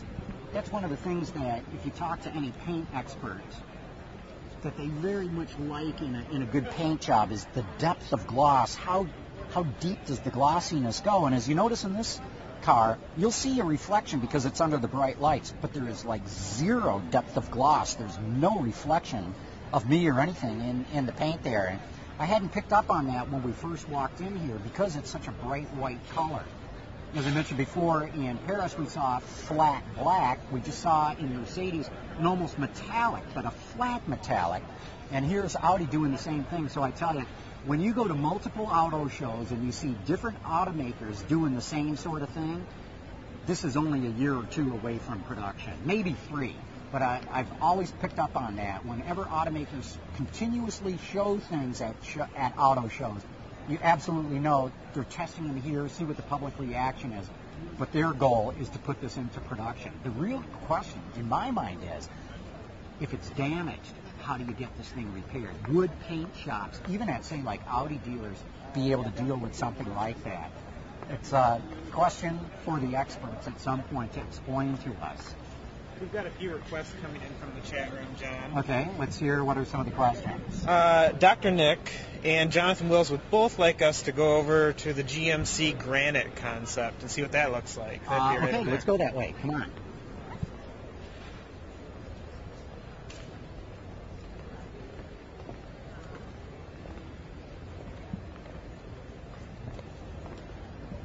While we're walking over there, Dr. Nick asks, why did Mazda just completely free itself from Ford? What happened? You know, that's a great question. I've been calling it a slow-motion divorce. Why Ford and Mazda keep drifting apart. I think it goes back to Alan Mullally's one Ford theory of how the company should operate. So no more Aston Martin, no more Jaguar, no more Land Rover, no more Volvo, and of course, I think no more Mazda. And they really are pulling the point apart. In fact, it's very interesting. Mazda just announced a couple of big Japanese banks buying more of its stock. So as Ford sells down, we're going to have to miss the GMC Granite because we do have our interview now with Johan Denissen coming up. Any other questions, Ben? Tyler would like to know, what is your feeling? Do you think that the Cadillac Urban concept is coming to production anytime in the near future? Not in the near future. I think clearly, they've got a concept like this which is wild and different, just to shock people and get a reaction as to what they think about a car like that. But when you look at fuel economy standards, there's no question that Cadillac and Mercedes and BMW and Lexus are all going to have to come out with small cars. There's no way otherwise that they're going to be able to meet those fuel economy standards. And, of course, the real question is, can you take a little car like that and really make it premium? So, and here he is. Here, Chip, can you hold that for me? Thanks. Johan, what a pleasure. Good to see you. Yeah, I'm going to have to hold the microphone here, but we're actually streaming live out onto the internet right now. Okay. So tell us a little bit about the A7. Well, long-awaited car from the original concept car that we showed in Detroit some 2 years ago. And absolutely true to Audi form, what we presented as a concept, we bring almost unchanged as a real vehicle. Absolutely right. I mean, even when we saw the concept, it looked very production ready.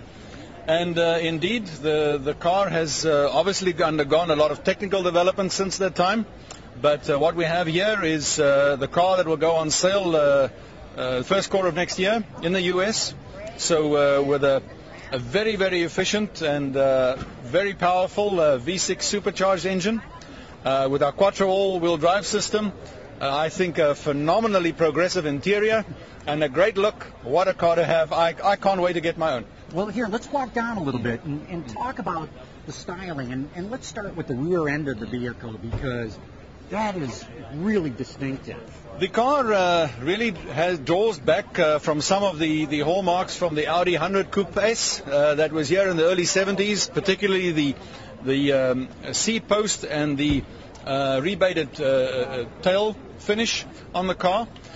We wanted to create the coupe look, but also maintain the practicality of the car. So there is very generous headroom clearance for the rear seat occupants, and the versatility of the fifth door, of course, gives you great load configuration capabilities, a very roomy trunk, but in a stunning package that I think dynamically just looks like it's moving standing still. It very much does, and I love the fastback look. But is there any concern as to whether luxury buyers, especially of your premium car, worried about it being a hatchback? You know, I don't think the car looks like a hatchback, so I don't think it'll be a consideration at all. It's a very, very emotionally appealing car, and it is a product category. It's a new market segment, but we have seen some other vehicles with a similar configuration that don't seem to have met buyer resistance, and we are confident that this car, in terms of design, in terms of dynamics, and in terms of general brand appeal, performance, has got what it takes to keep those orders coming in. Let's walk around a bit and open up the driver's door and show everybody what it's like inside here. So the interior, I think we have tried very hard to maintain a clean and roomy appearance. The car has very clean design. There's a lot of technology in the car, but very easy to use. We have tried to avoid a myriad of buttons. So the electronic features are very easily accessible through the MMI system, very intuitive to use, and it gives a very, very fresh, progressive look with, of course, Audi's hallmark attention to detail in terms of fit and finish, the craftsmanship, the fine leather stitching, the authentic materials, the high matte finish wood in this example. We think really adds to the modern appeal of the car. So the interior really matches the progressive styling of the exterior. You know, as you open the door, Johan, one thing that I noticed here, let's just close it again so I can show. I love how the top of the door trim panel just blends right into the instrument panel. You know, this is part of what we do at Audi. We build cars for ourselves and we indulge. And sometimes we like to show how good we are at our craft. Mm-hmm. So it would be a lot simpler to have the door panel simply go straight and not to have to marry up with matching surfaces on the interior of the car. So you don't have to worry about three-dimensional alignment. But at Audi, we think that fit and finish is one of the things we do really well, and we like to illustrate exactly how well we at it. Very good. Hey, another thing that we were talking about, let's move over to this R8, which has got a no depth of gloss in the paint. And I'm starting to pick up on this at a number of automakers, at a number of different shows. What's your take on this? You know, we showed this on a concept car in Detroit a few years ago for the first time. And we had so many inquiries that through our individualization program, it became evident that this is something that customers want. So we started offering it on the R8 now, and it is likely something that was going to continue to gain momentum into the future and may be offered on some of our more select models. And repairability, is it a challenge at all to do something like that when you don't have any depth of gloss in the paint? This is one of the reasons why it has not been commercially available on a wide-scale basis. You have to actually have a clear coat that doesn't look like a clear coat. So otherwise you would have maintenance issues. And this, of course, adds some additional complexity in terms of the manufacturing process, which is why it's available only now on the low-volume cars. But these challenges will be overcome as well. Johan, I'm such a geek when it comes to autonomous cars, and you've got your Pikes Peak car parked over there. Right. And I know the announcement isn't until tomorrow, but what's your outlook on this autonomous technology? How fast do you see it coming, and is it a viable technology in your opinion? We've gone into the Pikes Peak car simply to illustrate what the current state-of-the-art technology can do. And for your viewers to explain that Pikes Peak was a very famous mountain race where the original S1 Quattros that dominated for so many years. And we thought that would be a nice venue to illustrate what we can do now without a driver. And so the autonomous TT drove up Pikes Peak at a fairly brisk pace, all by itself, completely unguided by human hands, and successfully made it to the top. And this is really to illustrate, I think, how we can use technology to increase the safety envelope for the driver. I don't think that in the foreseeable future it is likely that you're going to get into your car at home in the morning and read your newspaper on your way to work. But we can utilize some of the principles of the technology to help detect imminent collisions, to avoid you going into different lanes. If you see a car crossing your path, the vehicle will step in proactively to try to help avoid a collision or to reduce the severity of the impact. But in the longer term, I will say that it is not beyond the boundaries of imagination that in very densely populated urban conurbations where you have extreme density of traffic, that as a driver aid, you might well be able to get into a system whereby there's an infrastructure to which cars literally can plug into, and with electronic aids drive you literally from home to work. But still give you the option when you're out on the freeway and in the countryside to drive your car by yourself. But that's probably a few years down the road, and we still have to address some of the legal considerations around that. Right. But technically, this is something that could be possible. Mm-hmm. What else do you have in the display here? Well, we also show the new A8L for the first time. This is the North American premiere for the long wheelbase version. Mm-hmm. So the rear seat occupants really will enjoy the benefit of additional 5.5 inches of rear seat legroom. Phenomenal rear seat comfort, great entertainment system, and a true flagship for the Audi line. And that grille, like it's displayed right there, that's the production version? That's the production version, and the car needs to serve its role as our flagship. I think we wanted to create a car that still was understated and elegant, but certainly also very, very sovereign and regal in its appearance. At the top end of the market, you need to show power. You need to show success, and I think this car does it in typical Audi style. Well, that's extraordinary, because just a few years ago, it would have been impossible to design a grille like that, protruding as it does, and still meet all the bumper standards. So there's got to be a lot of technology just in how you did the grille. Not only that, but also, of course, pedestrian safety regulations. So there's a lot of thought that's gone into this design. Very good. Well, Johan, thanks so much for taking the time and talking with us today. It's great seeing you again, as always. Thank you. Likewise. Okay. All the best. Thank you. Okay. Okay. Actually, I've got them with me right here. I'd say let's go over to GMC, because we did have the chat room saying they wanted to see the new Granite. And we had to come back to get Johan because these guys are so busy. It's just one interview after the other for them. But since we told you we'd show you the Granite, let's go over there now. Hey, John. Hey, how you doing? Good. Good seeing you. You bet.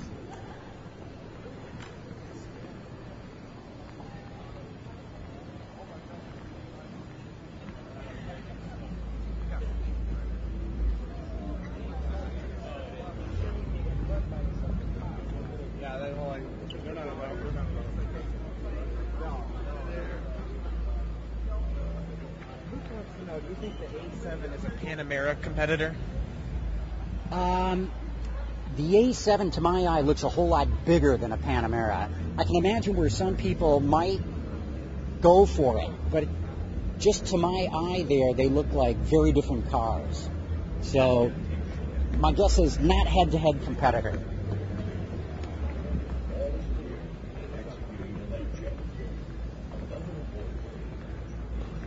And so here's the GMC Granite concept, which of course this is a styling theme that GM has been working on for some time.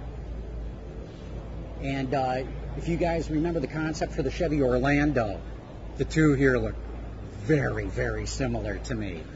So clearly if anything like this is going to come into production, you're going to see a Chevrolet version of this as well. But as we know, Chevy's not going to do the Orlando in the American market, at least not right now. So kind of interesting that GMC might be looking at doing something like that. And who knows? Maybe this is one way that they can really differentiate Chevrolet from GMC, is let the Orlando go out as something else under a different name elsewhere in the global market, and let GMC be able to get this. That way you can have the economy of scale to be able to tool up something like this and just let GMC sell it in the American market. But I'm just speculating at this point. All I'm pointing out is that this is a design that they've been doing for some time now. So Luke would also like to know, what's your favorite of the show from what you've seen? My favorite of the show from what I've seen right now, boy, I like that Audi A7. I liked it as a concept car when it was first shown at the Detroit Auto Show a couple of years ago. And yeah, watch the steps there, Carmen, with and now, any other questions from the chat room? Not just yet. Okay. Let's see if anybody pops in.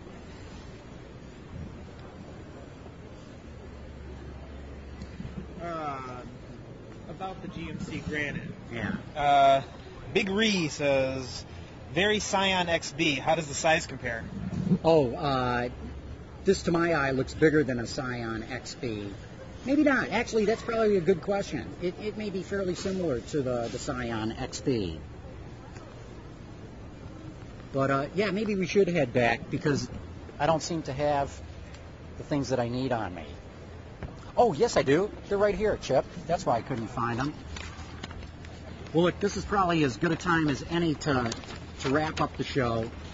But a few thanks before we go. Thank all of you for having tuned in. I hope you like us portraying the show through new technology. We really want to thank LiveU for making this live streaming technology the broadcast center in a backpack, which Ben is carrying around with him right now. That's what's made it possible for us to do all this. And then, of course, we have to thank our three sponsors for the show: Bridgestone, passion for excellence; Audi of America, truth in engineering; and Hyundai. Think about it, as they say, Hyundai. But anyway, folks. BMW. Oh, and yeah, thank BMW for having let us be in their exhibit once again. It really makes it a whole lot easier when we've got our own space on the show to bring you our show. Anyway, folks, thanks so much.